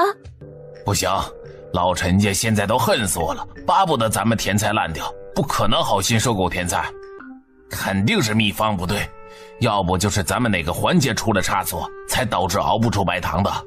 媳妇儿，要不你再把二蛋子诓来，咱们再问问他咋样。你还有完没完？要去你去，我可不去了。我的好媳妇儿，我也不想这样，可为了咱家能熬出白糖，你就再委屈一下。这次你放心，只要你把他弄到家里，我绝不会像上次那样让他占你便宜。你说的容易，自从上次发生那码子事儿，二蛋见了我就跟见了鬼一样，只要瞄着我的影儿啊，撒丫子就跑。我咋也不能去他家里找他吧，那等于啊就是羊入虎口。真要发生点啥，你可别后悔。听了梁氏的话，梁富贵想想也对，这要是不知道是啥米汤熬出的白糖，咱家可就没活路了。富贵，都到这时候了，你到现在咋还执迷不悟呢？根本就不像二蛋子说的那样。要我看呐，陈家根本就不是用米汤熬出来的白糖，而是用其他的东西。那还不是二蛋子把咱们当成了傻猴子耍？他没撒谎，陈家确实在熬汤时啊，往汤锅里倒白色的汤水。你咋知道的？这根本不是啥秘密。前2天我和村里那些在陈家做工的妇女闲聊，他们都知道有这码子事儿。我随口就问了一句，那不就是米汤水吗？谁知道那帮老娘们捂嘴偷笑，没理我这个茬儿。既然这样，那肯定是咱们把哪个步骤弄错了。你呀，咋就不明白我的意思呢？你好好想想，如果陈家真的是用米汤熬出来的白糖，那可不是一星半点儿，肯定需要很多的粮食。可咱们从来没有看到陈家大批量的进购过，以此可见呐，白糖绝不是米汤熬出来的。对呀，陈家个个都是人精，咋会如此轻易让人知道熬制白糖的秘方？二蛋子这个狗日的东西竟敢骗我！就算知道他骗了咱们，能咋整啊？媳妇儿，你放心，我不会让二蛋子好过的。媳妇儿，明天开始咱们继续熬制赤砂糖，至于白糖的事儿你就别管了，我一定有办法弄到秘方。好吧，不管咋样，这些甜菜已经送来了，不熬糖咋也不能白白烂掉啊。当天夜晚，梁富贵辗转反侧，难以入眠。听到媳妇儿发出的均匀的呼吸声，来到外屋，随手摸起案板上的菜刀便出了门，径直来到二蛋子家。梁富贵上前就把菜刀架在二蛋子脖子上。狗日的，竟敢骗老子，看我不宰了你！富贵哥，饶命啊！富贵哥，你这是要干啥呀？你个狗娘养的，不仅给老子戴了绿帽子，还敢骗老子！老子今天非剁了你不可！富贵哥，我错了，我真的错了，以后我再也不敢了。您大人有大量，您就饶了我这一会儿吧。饶了你？想得美！一句错了就想了事儿，你当老子是好欺负的？今天你要是不让老子满意，老子就把你的狗头割下来喂狗。哥，你是我金哥，你先别激动，别激动，曾哥来有话好好说。我有钱，只要你不杀我，我愿意把我所有的钱都给你，这样总行了吧？嘿，老子不稀罕那点小钱，我就问你一句话：陈家到底用啥东西熬出的白糖？你要是不说实话，今天就要了你的狗命。我就知道是个白色的汤水，至于是啥东西，我真不知道了。真不知道？我真没说假话，我要是敢骗你，我就是乌龟大王八呀，富贵哥！去你娘的蛋的！别在我面前说王八俩字儿。是我嘴欠，我要是骗你，我夏天冻死，我冬天热死，我吃饭撑死，我娶个媳妇累死。行了，少他娘的废话。那我问你，陈家的秘方你可知道藏在哪儿？秘方？梁富贵见他半晌没说话，抬手就是一嘴巴。别装孙子，赶紧说。好，我说，你怎么把刀拿走？我看着一眼晕。陈家秘方藏在哪儿我不知道，但是狗日的，你敢耍我？不给你点颜色瞧瞧，你是不说实话呀！等，富贵哥，你撒手，我话还没说完呢，你着啥急呀？有用的多说，没用的少说，废话你就别说。好，我说到哪儿了啊？对，虽然我不知道陈家把秘方藏哪儿了，但是我知道有一间屋子他们总是锁着，要是我没猜错的话，熬糖的秘密一定锁在那间屋子里。你没骗我？没骗你，我不敢瞎说。既然你知道秘方藏在哪儿，你就进去把秘方给我弄出来。这不可能的事儿啊！你应该知道，我就是个干活的，根本没有机会靠近那间屋子呀。少他娘的废话！给你3天时间，到时要是弄不出来秘方，晚上我就过来弄死你。那富贵哥，你就饶了我吧，我没撒谎，那间屋子我是真进不去啊。那你就等死吧！别，你别上我，我想想办法。快点，你说咋办？咋办？偷，对，去偷。明着不行，就来暗的，这个主意不错。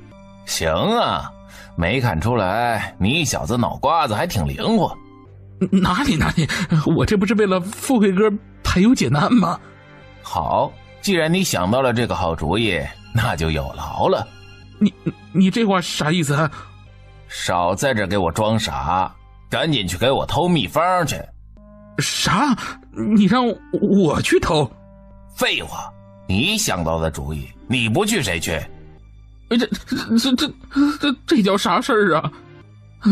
不行啊，富贵哥，我刚才就是随口那么一说，你不知道，自从熬制出那白糖之后，战神大哥为了防止有人偷盗，这房间用铁箱具锁着呢，这根本就没办法下手啊。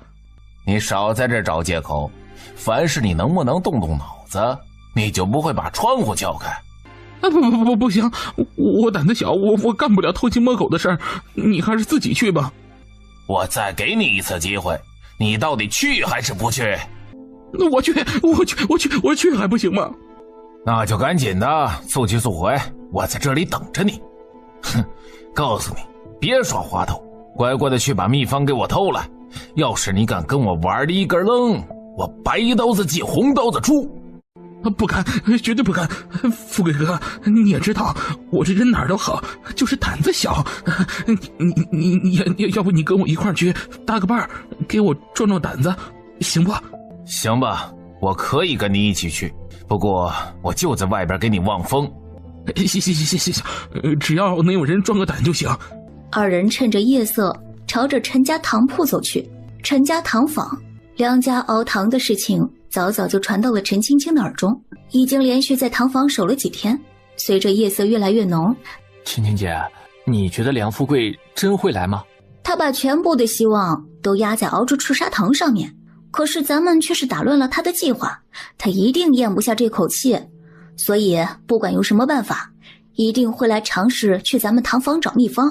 你说的对，听说梁家为了熬出白糖，竟往甜菜汁里面加米汤。那陈战采取的小老婆也真是逗比，这么丢脸的事情他自己知道也就罢了，竟还到处乱嚷嚷。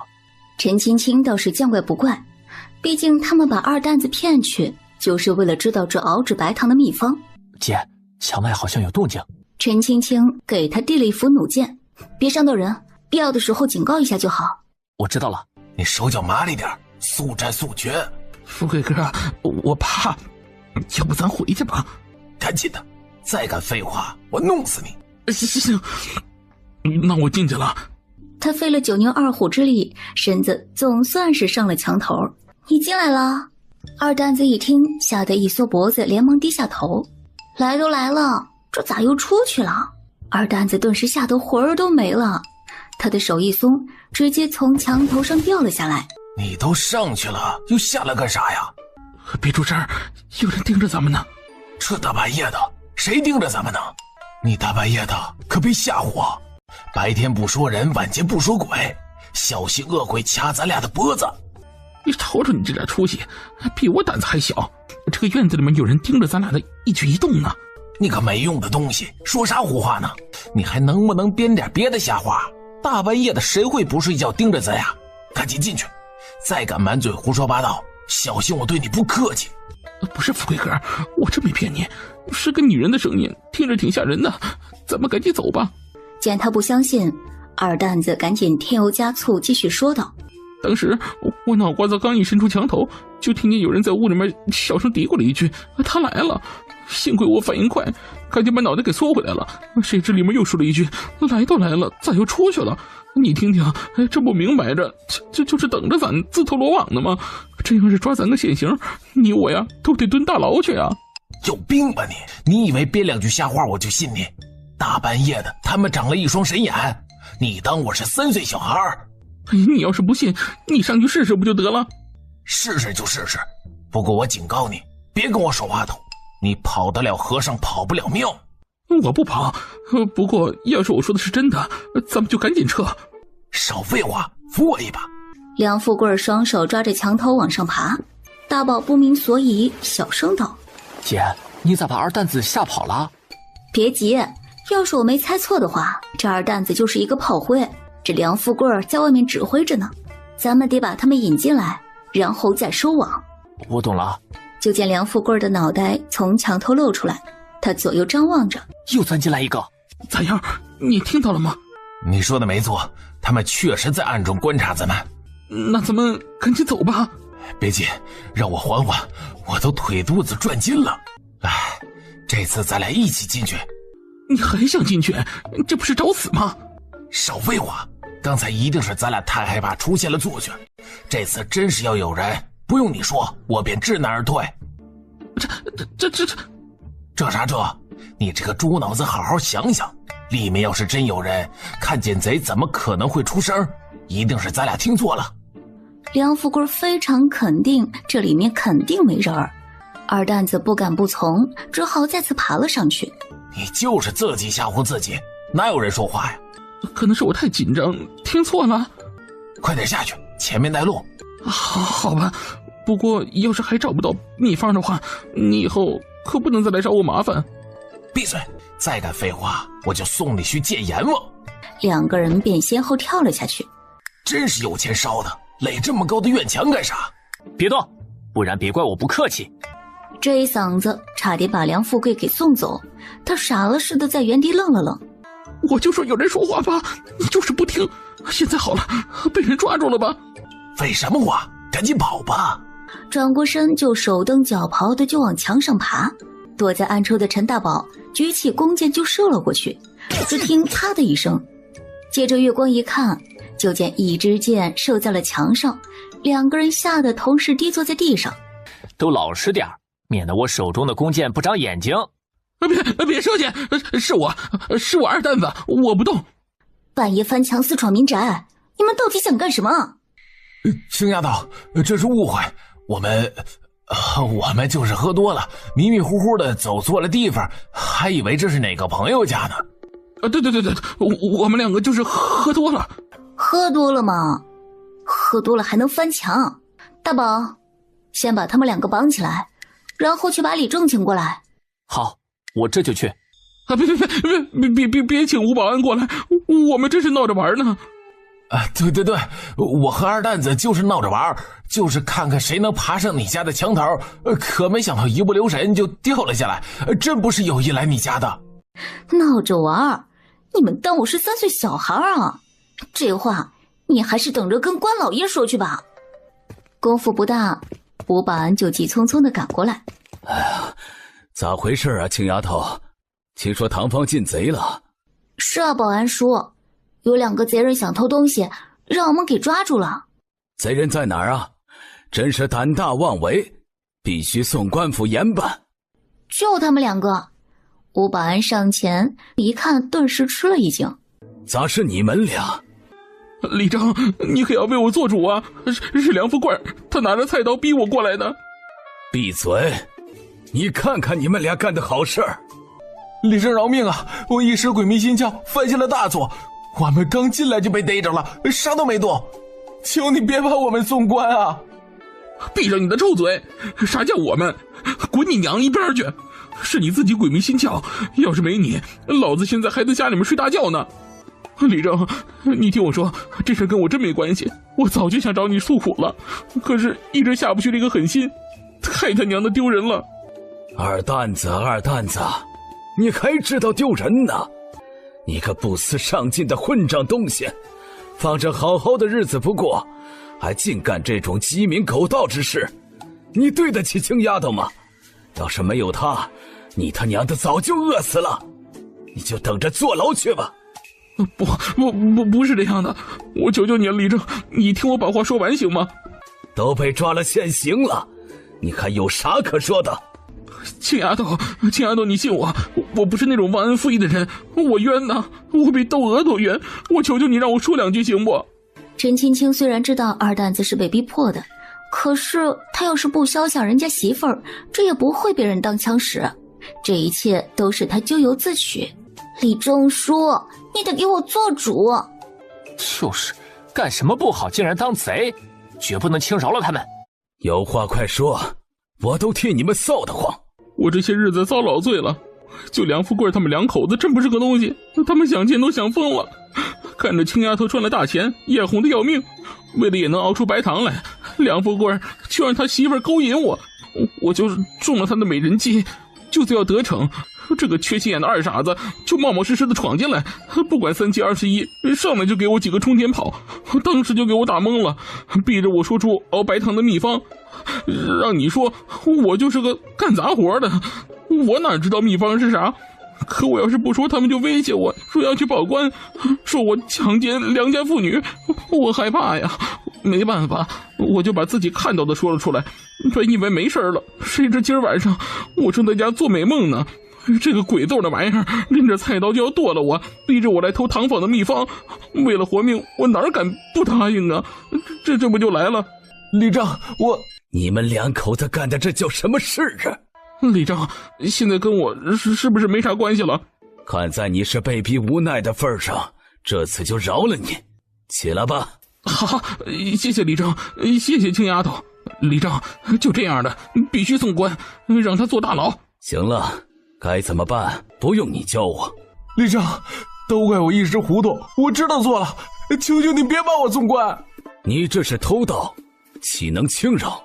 吴保安又气又急，这可是关乎南山村的民风。青丫头，按理说偷盗之罪理应报告官府，可刚才我反复思量了一下，如果真要是报官的话，那必将会影响咱们南山村人的口碑。你看这样行不行？谅他是个初犯，咱们就给他一个改过自新的机会。梁富贵偷盗不成，就算是送官，这也罪不至死，顶多判个1年半载的监禁。好吧，不过要是再有下次，我绝对不会这么轻易算了的。放心，他要是屡教不改，不用你说，我必当严惩。你还傻愣着干啥呢？赶紧谢谢青丫头啊！谢谢青丫头，谢谢李正。不敢了，再也不敢了。我知道你一心想要发财，这种想法本身没有错，毕竟每个人都渴望过上好日子。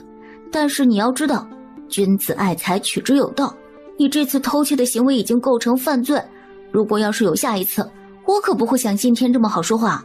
到时候不管是谁来求情，我都会让你受到应有的惩罚。是，青丫头，你大人有大量，你放心，我以后再也不敢了。把绳子给他解开。是，李正叔，赶紧给我滚蛋！再敢来我家捣乱，下次我绝不会饶了你。不敢，我这就走。见梁富贵搀着腿出了院子，这人头顶上长疮，脚底流脓，简直就是坏透了。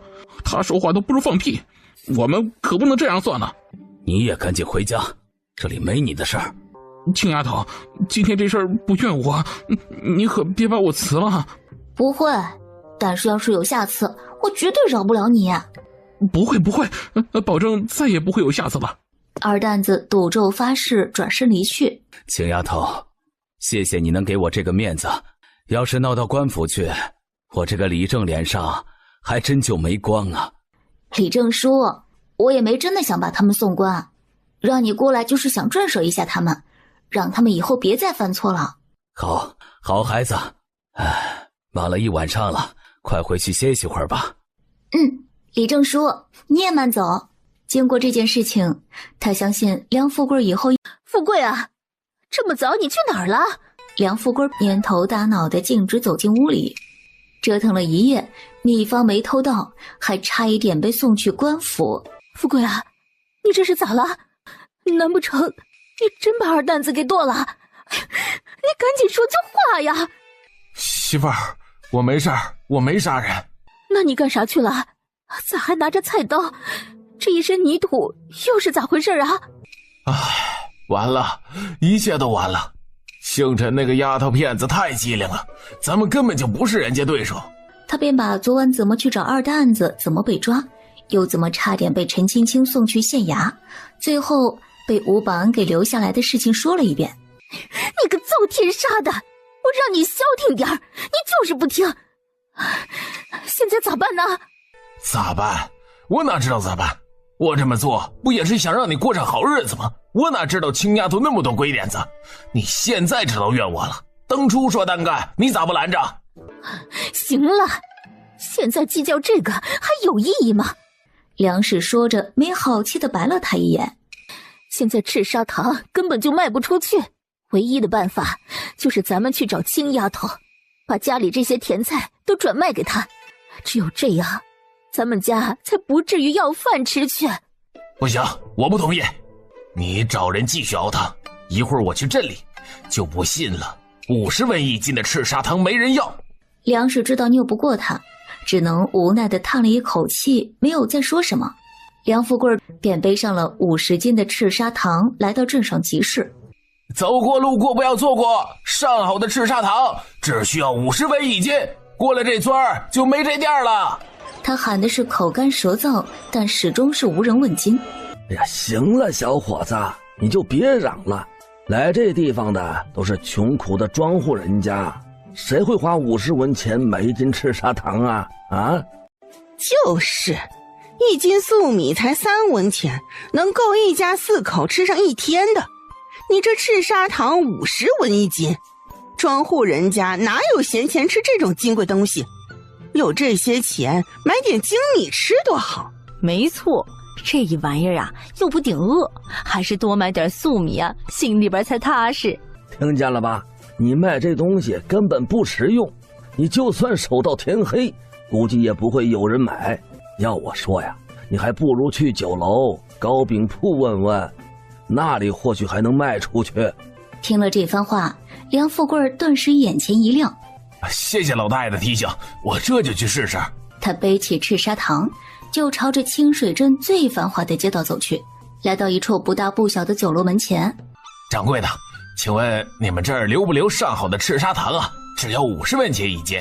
有白糖吗？白糖要是50文1斤，我留20斤。没有白糖，赤砂糖考虑一下吧，只要50文1斤，很便宜的。不要，这不是多少钱的事儿，赶紧走啊，别影响我们做生意。好，我这就走。走出酒楼，梁富贵又接连问了好几家饭店、点心铺，依然没有人买。他并不气馁，每天都会去镇里售卖赤砂糖。一连10几天过去，可最终的结果就是1斤糖都没有卖出去。这天晌午，梁富贵满脸疲惫，蔫头耷脑地回到家里。家里的活计不干，赤砂糖又卖不出去，这日子没法过了。不过就给老子滚回你娘家去，摆着一张臭脸给谁看呢？给谁看呢？我就给你看了。要不是你，咱家的日子能过成这样吗？我都说了，咱们别再熬糖了，可你根本就不听。现在好了，满屋子的赤砂糖，要是人家上门逼着要工钱，看你咋办？对不起啊，媳妇儿，是我连累了你和孩子。富贵啊，你也别急，青丫头心肠好，要不咱们去求求她，我相信她不会见死不救的。这能行吗？不试试咋知道不行啊？真要是连试都不试，咱们可就真的没活路了。好吧，我听你的。这就对了，走，咱们这就去找青丫头。这个时候，陈青青正在和陈大宝讨论着向其他州县售卖白砂糖的事情。大宝，咱们糖坊的名气是越来越大，你有没有想过往更远的地方售卖白糖，比如说是宁京或者是京都？青青姐，你说的这个事儿我也想过，可咱们离这两个地方路途遥远，又人生地不熟，加上人吃马喂，其中的成本就增加了不少。真要是卖不出去，那咱们可就白忙活了。这你就多虑了。俗话说万事开头难，你不试试怎么知道？只要你能打开市场，这才是真正的日进斗金。再者说，咱们的白糖可是大宁朝独一份，物以稀为贵，保准能够大卖。要是真的到了那天，咱们的糖坊可就不是现在这个规模，这扩大几十倍上百倍都是有可能的。青青姐，你咋懂得这么多？原本我还有些顾虑，可听你说了这番话，我就觉得特别有道理。过些日子我就着手办理此事。凡事都得一步一步来，千万不能浮躁。陈青青话音刚落，就见梁富贵夫妇二人从门外走进来。青丫头啊，是婶子对不住你，我就是被猪油蒙了心，脑子勾了芡，吃了猪心想猪肝，拿着白银想黄金。你大人不计小人过，别和婶子一般见识啊！婶子，你这是干什么？青丫头啊，求求你帮帮我家吧！直截了当的说明来意。我们熬出来的那些赤砂糖根本就卖不出去，现在家里还有几千斤的甜菜疙瘩，如果不及时处理，肯定都得烂掉。能不能把那些甜菜都卖给你们呢？没等陈青青开口，陈大宝便沉着脸抢先道：婶子，恐怕要让你失望了，我们家有人供货，不需要你们家的甜菜。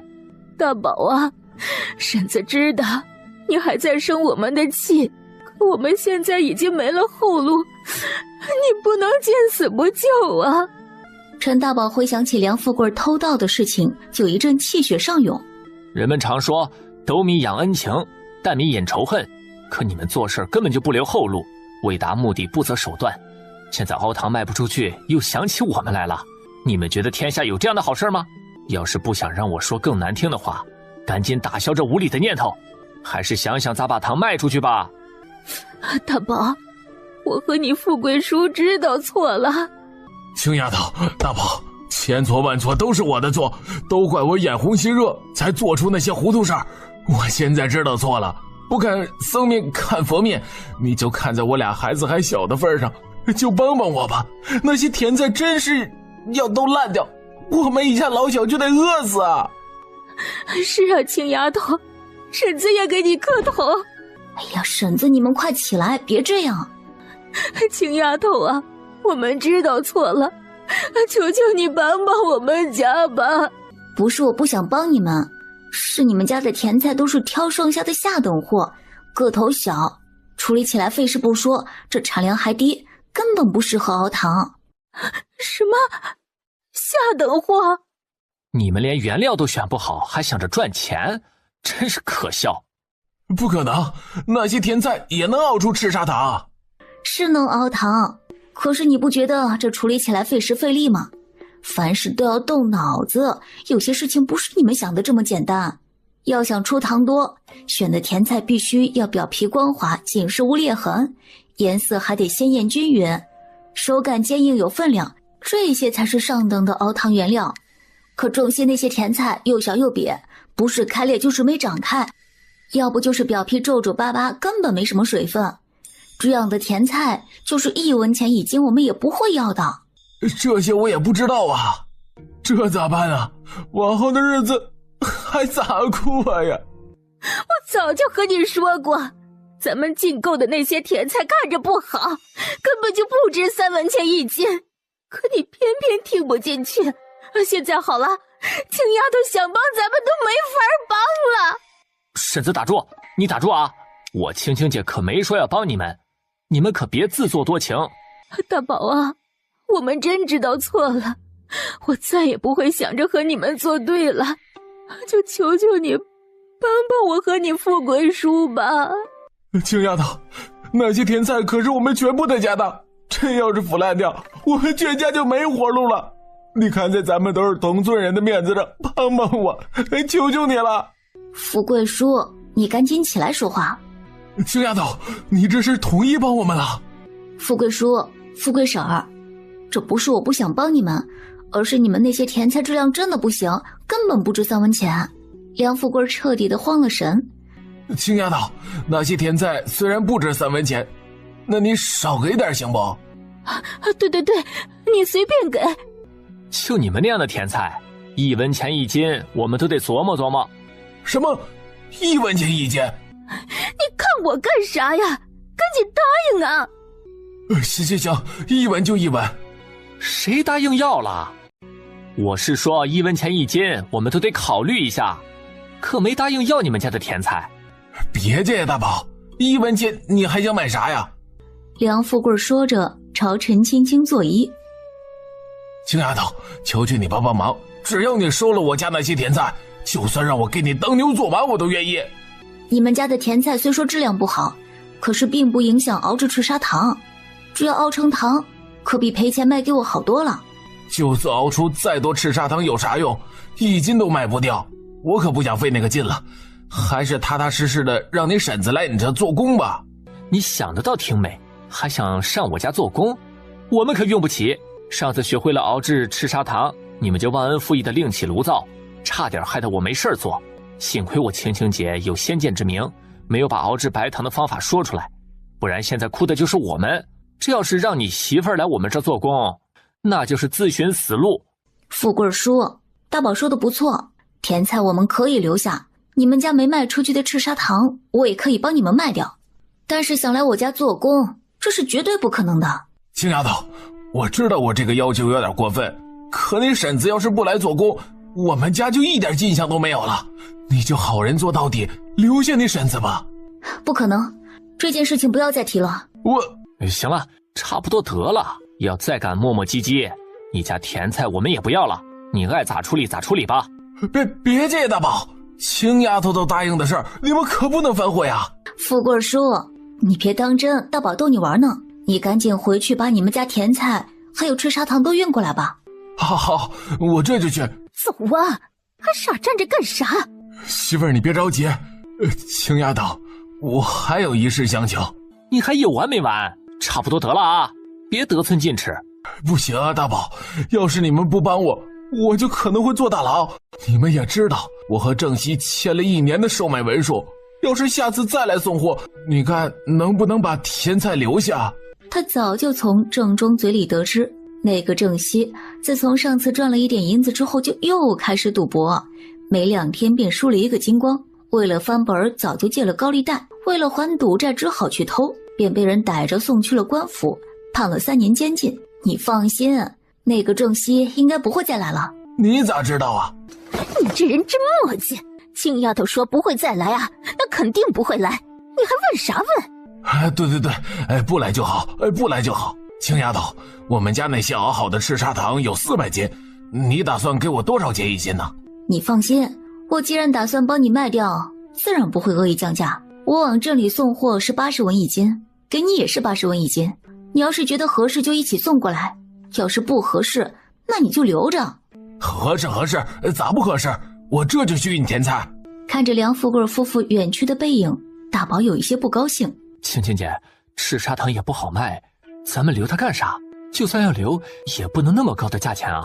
我既然答应帮他们，若是再克扣这点钱，让别人怎么看我们？就算是省下几十两银子，可是却一辈子落人口实，像是我占多大便宜似的。若是我为了几十两银子变得奸诈狡猾，那我和梁富贵还有什么区别？人活一辈子就要堂堂正正做人，明明白白做事，心胸坦荡，如此才能无畏无惧。青青姐，我懂了，我要向你学习，以后堂堂正正的做人，明明白白的做事儿，不负于人。梁氏看着桌子上的钱，眼泪不自觉地流下来。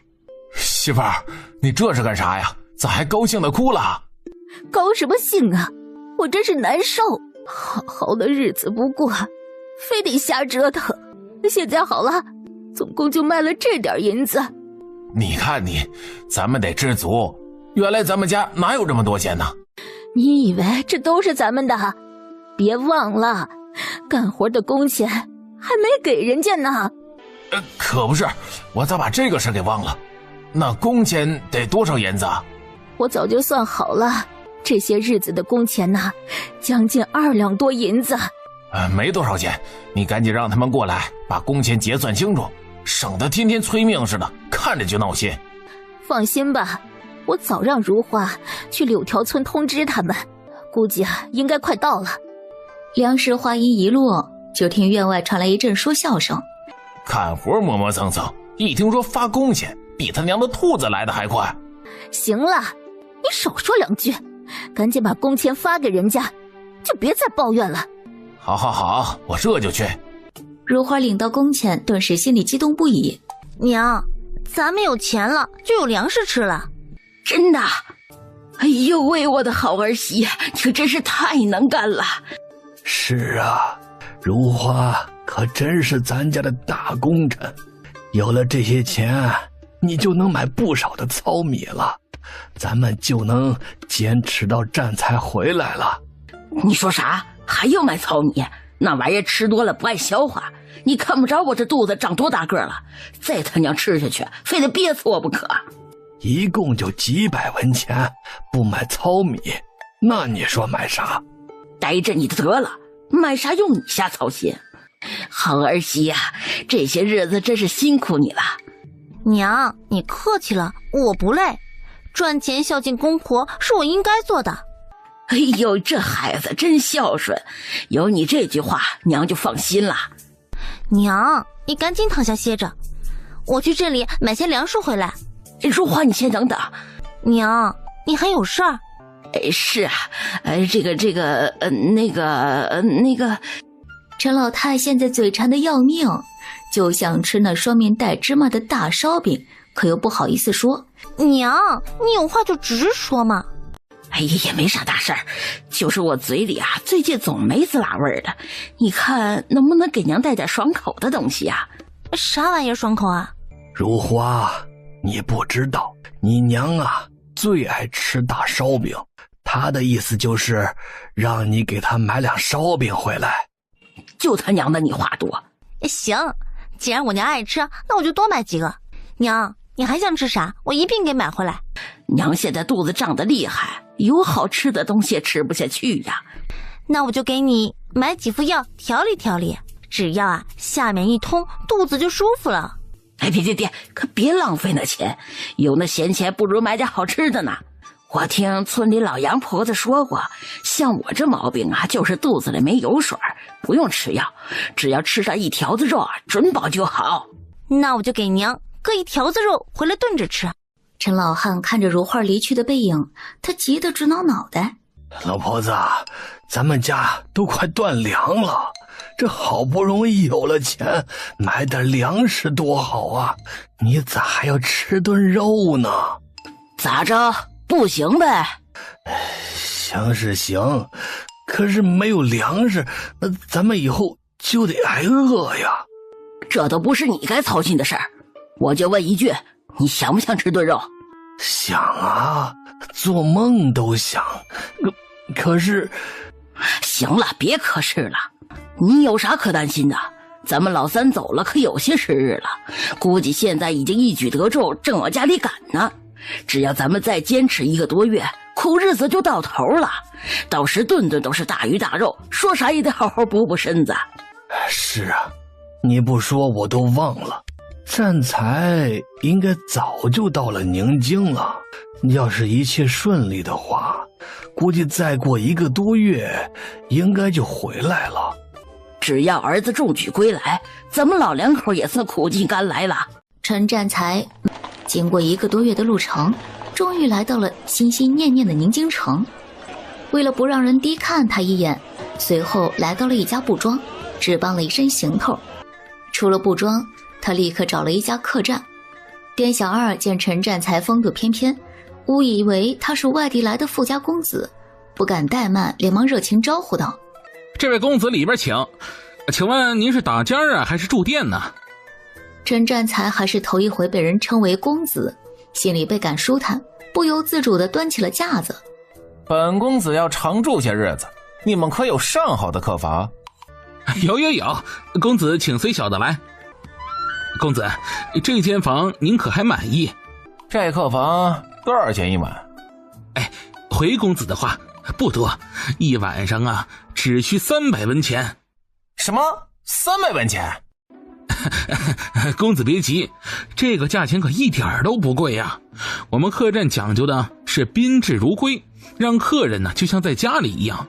早上还没有起床，我们便会有专人给您送来洗漱用的清水和皂荚，1日3餐都会送到房间里，晚上还会送来洗脚水。这要是冬季呀，还会专门有人给客人暖被窝呢。像公子这样有身份的人，应该不会嫌贵吧？不贵，本公子不是这个意思。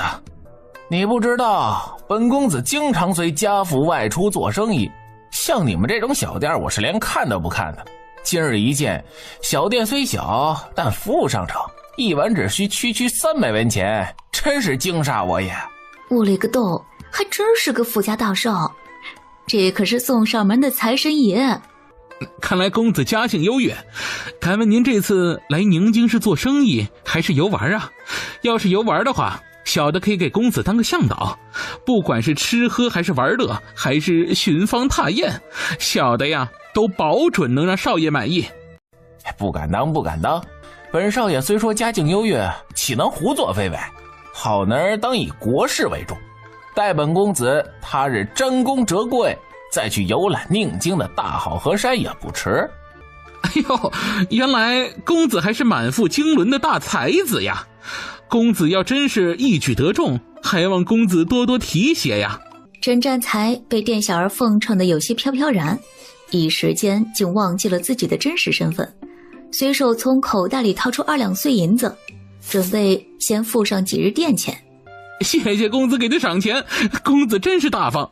以后要是有什么事儿的话，公子尽管开口，小的保准啊是随叫随到。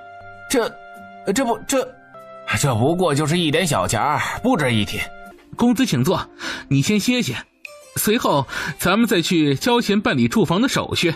陈占才心里咯噔一下，现在距离考试还有一些时日，这口袋里只剩下40两银子。真是笑话，本公子住过无数高档客栈，都是离店结账，可到你们这里咋就让客人先交钱了？难道你们怕本大少爷跑了不成？不，公子您多虑了，小的没有这个意思。那好，赶紧准备一桌上好的酒席，本少爷退房时再一并结算。陈占才说完，见店小二低着头没动窝，不由得把脸一沉。你还傻愣着干啥呀？没听见本少爷的话呀？赶紧的，快去准备酒席，再敢耽搁，本少爷可就收回那2两银子的赏钱了。别，公子别生气，公子先别发火，小的真做不了主，您先稍等片刻，小的得去请示一下店掌柜的才行。快去，把你们店掌柜找来，真是死心眼儿，本少爷就换个地方。好，马上就来。店小二火烧屁股的来到账房，掌柜的，来了个客人，他想先住店后给钱，您看。废什么话，赶紧给我撵出去！胡二，你是不是傻？店家不打隔夜钱，这还用我教你吗？你脑瓜子是不是让驴踢了？不是的，掌柜，你先别着急，听小的把话说完呢。那位可不是一般人呐，出手极为阔绰，完全是一副财主家傻儿子的做派。听他的意思，是来宁京赶考的，住的时日可不短。真要是轰出去，那咱们可就损失了一大笔钱呢。好，带我去会会那位客人。好，掌柜的，请随我来。公子，这位是我们店里的大掌柜。你就是店掌柜啊？本少爷的意思，小儿应该跟你说了吧？说了。敢问公子从何而来啊？本公子来自安阳。安阳你们知道在哪儿吗？知道，安阳乃是盐业之城，早有耳闻。知道就好，我们家世代经商，安阳城最大的盐行就是我们家开办的。你有机会可以去趟安阳，不管你是吃饭还是住店，只要说你是我爹陈老汉陈百万的好朋友，保证不让你花一分钱。听到这番话，店掌柜瞠目结舌，完全愣住了。店小二也是差点惊掉了下巴，这怪不得一出手就是2两银子赏钱，感情这位是盐商家的傻儿子。掌柜的，这可是个有钱的主，你赶紧说句话啊！真是失敬啊！陈公子能下榻我们这种小店儿，真是无比荣幸。费用不急，到时一并结算就行。陈公子，您此次来宁京可是一人？废呀！本公子为人低调，不想过于招摇。一进宁京城，本公子便把随行的10几个丫鬟婆子，还有2个梳头，通通打发回去了。或许你们想不明白，凭我的身份地位，出行理应前呼后拥，可你们不知道这世上人心险恶呀。特别是出门在外，更是要加倍小心。真要是排场太过于招摇，便会引起他人的注意，眼红嫉妒人之常情。可要是被杀人越货的盗贼惦记上，可就完了。失了钱财是小，丢了性命是大。毕竟我们家就我一根独苗，容不得半点马虎。所以无论本公子去哪里，都是独来独往，身边不留任何随从。店掌柜总觉得有点不对劲儿，可是又找不出反驳的道理。原来是这么回事啊！陈公子，你尽管在我们这儿住下，保证让您感受到什么叫宾至如归。是啊，陈公子，你想吃啥喝啥尽管吩咐，小的全天12个时辰随叫随到，保证把你伺候的舒舒服服的。本公子该说的说了，不该说的也说了，希望你们嘴巴能严实点，别四处张扬。要是泄露本公子的家底儿，那不好意思。为了安全起见，本公子便会另寻他处。陈公子放心，我这儿人别的不敢说，就是嘴巴严实，不该说的话绝对不会向外人透露一丁点儿。对，陈公子放心，我也不会乱说的。好了，本公子路途劳顿，现在又累又渴，你们赶紧准备些吃喝送到房间来。好，陈公子稍等片刻，酒菜马上就来。福二，你干啥呢？赶紧快去后厨命人准备酒菜呀！好，我这就去。掌柜的，准备一桌啥样的酒席呀？这还用问？当然是最上等的酒席。啊，上等酒席，这得多少钱呢？哎呀，你真是个猪脑子不开窍，没听那个傻小子刚才说啥呀？人家是当地第1大盐商，知道啥是盐商不？就是专门贩卖白盐的。别说人家靠山有多硬，就说人家的家底有多厚，可以说是富得流油。对于他们来说，钱就相当于粪土，随便挥霍都不心疼。既然上天把这挥金如土的财神爷送上门来了，那咱们还给他省钱干啥呀？可这劲儿的造吧。掌柜的，你说的对，不过他一个人好像也吃不了那么多菜，万一上来臭脾气，再说咱们抓他大头，那可就麻烦了。放心吧，我开了这么多年的客栈，可以说是见多识广，阅人无数。就那小子长得那面相，一看就不是个啥好鸟，绝对是个养尊处优的败家子儿。既然他吃不了，咱们替他吃了不就结了？对，掌柜的可真是高明啊！小的这就去让人准备酒菜。陈公子久等了，饭菜已经准备好，虽说陈占才以前没少下馆子，可是也没见过如此场面。整整12道菜，他愣是一样都没见过，馋得他哈喇子都快流出来了。陈公子，您要是觉得不满意，小的这就让人撤下去，重新再去准备一桌。不，这就挺好。本少爷不喜欢铺张浪费，每天按这种标准就行。好，小的记下了。陈公子，快请坐，带小的好好服侍服侍你。好，带我品尝一下。陈公子，可以品尝一下这道菜，这可是我们当地的特色宁京狮子头。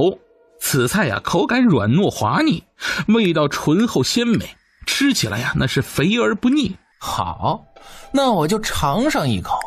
陈公子，别只顾着吃狮子头啊，尝尝这个清蒸宁鱼，这道菜也是我们这儿的特色菜。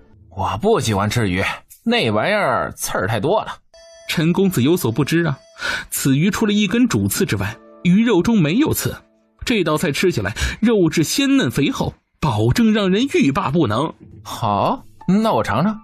这是什么菜啊？陈占才好奇地问道。店掌柜连忙开口介绍，这道菜名叫水晶瑶肉，清纯鲜香，油润滑爽，陈公子可以品尝一下。是啊，这道菜可是从安阳那边传过来的，陈公子不会没吃过吧？为了找回一点面子，他轻轻摇了摇头。本公子吃遍天下美味，岂有没有吃过的地方？只因本少爷不喜欢这道菜，一时没想起来罢了。哎呦，原来如此啊！那陈少爷就尝尝别的菜。店掌柜信以为真，上手把那道菜端到了一边。陈占才心里着急，他真他娘的嘴欠，这下可好，如此美味吃不上了。酒杯空了又满，满了又空，喝到兴起忘乎所以。来，你们俩别傻戳着，赶紧坐下陪本公子畅饮几杯。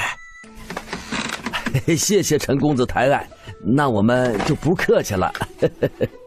陈占才是见酒没命，一喝就醉，一醉就是嘴上没个把门的，说起大话更是无边无际。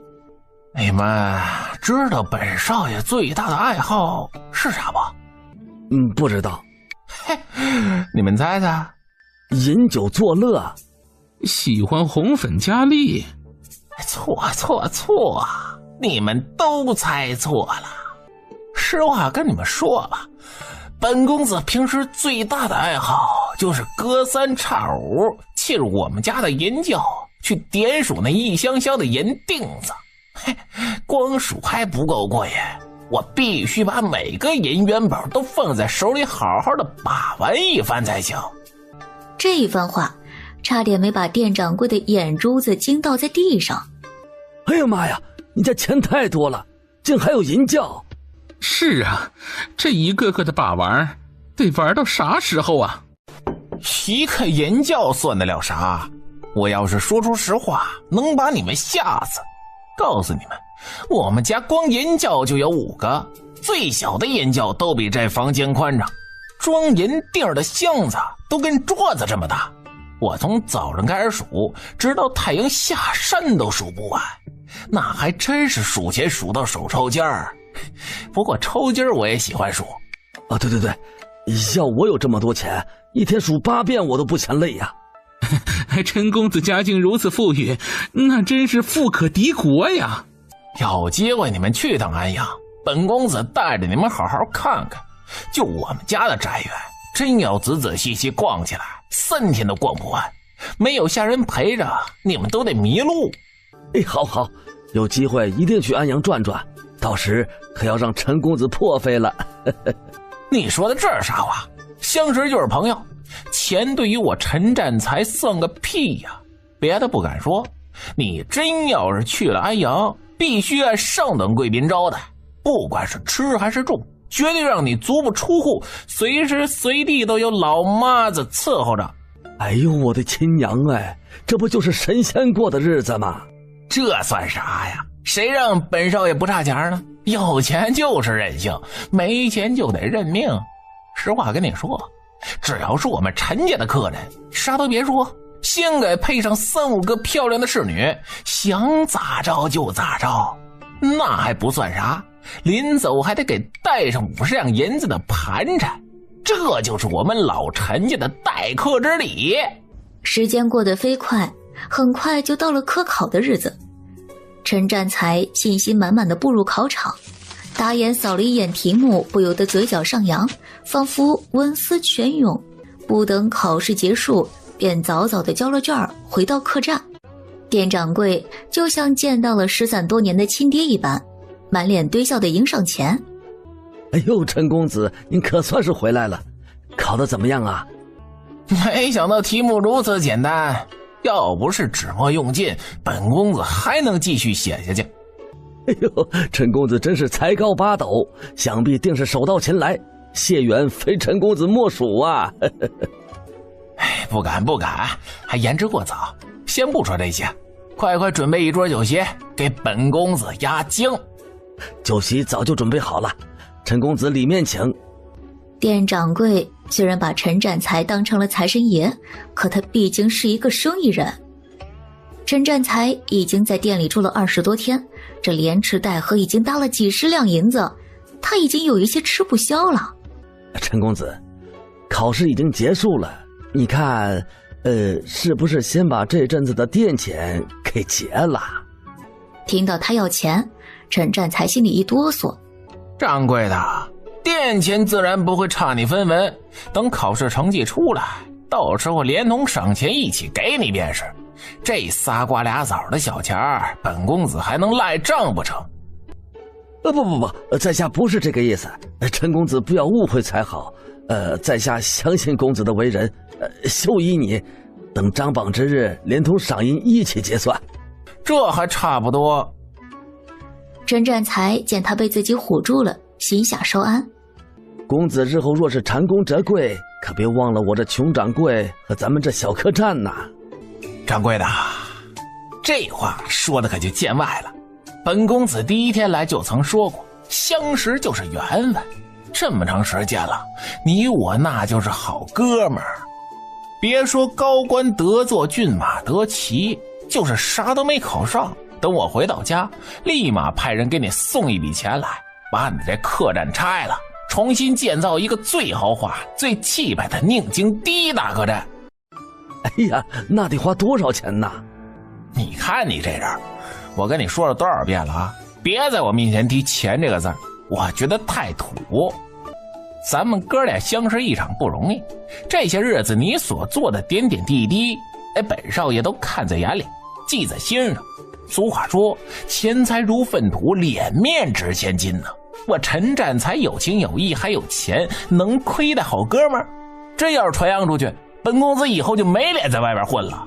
所以说呀，你就别跟我客气，本公子一定要把你扶持起来，让你过上有钱人的日子。店掌柜被这番话忽悠得差点晕过去。哎呦，谢谢陈公子，那我就不跟你客气了。嘿，这就对了。哎，赶紧喝酒。酒过3巡，菜过5味，陈占才舌头都开始打结，可依然阻挡不了他吹牛皮。掌柜的，你不知道，本公子这次书写的科考文章绝对是惊天地泣鬼神，主考官要是看了，我都怕他丢人现眼。哎呀，陈公子文采斐然，主考官肯定会拍案称决，咋还丢人现眼了呢？这你就不知道了吧？那是因为他看了我的文章，嘿，给吓尿了。啊，对，陈公子说的没错，都惊天地泣鬼神了，他岂有不尿之理？从店小二口中打听到了宁京最著名的烟花柳巷，想去领略一下外域风情。这天，他按着店小二的指引，朝着烟花柳巷走去。哪来的狂徒，竟敢如此冒犯我家小姐？我看你活得真是不耐烦了。对不起，这位姐姐，我就是在看桂花树，绝没有冒犯你家小姐的意思。你这人会不会说话？谁是你姐姐？告诉你，我家小姐可是金枝玉叶，不是你这等人能消想得起的。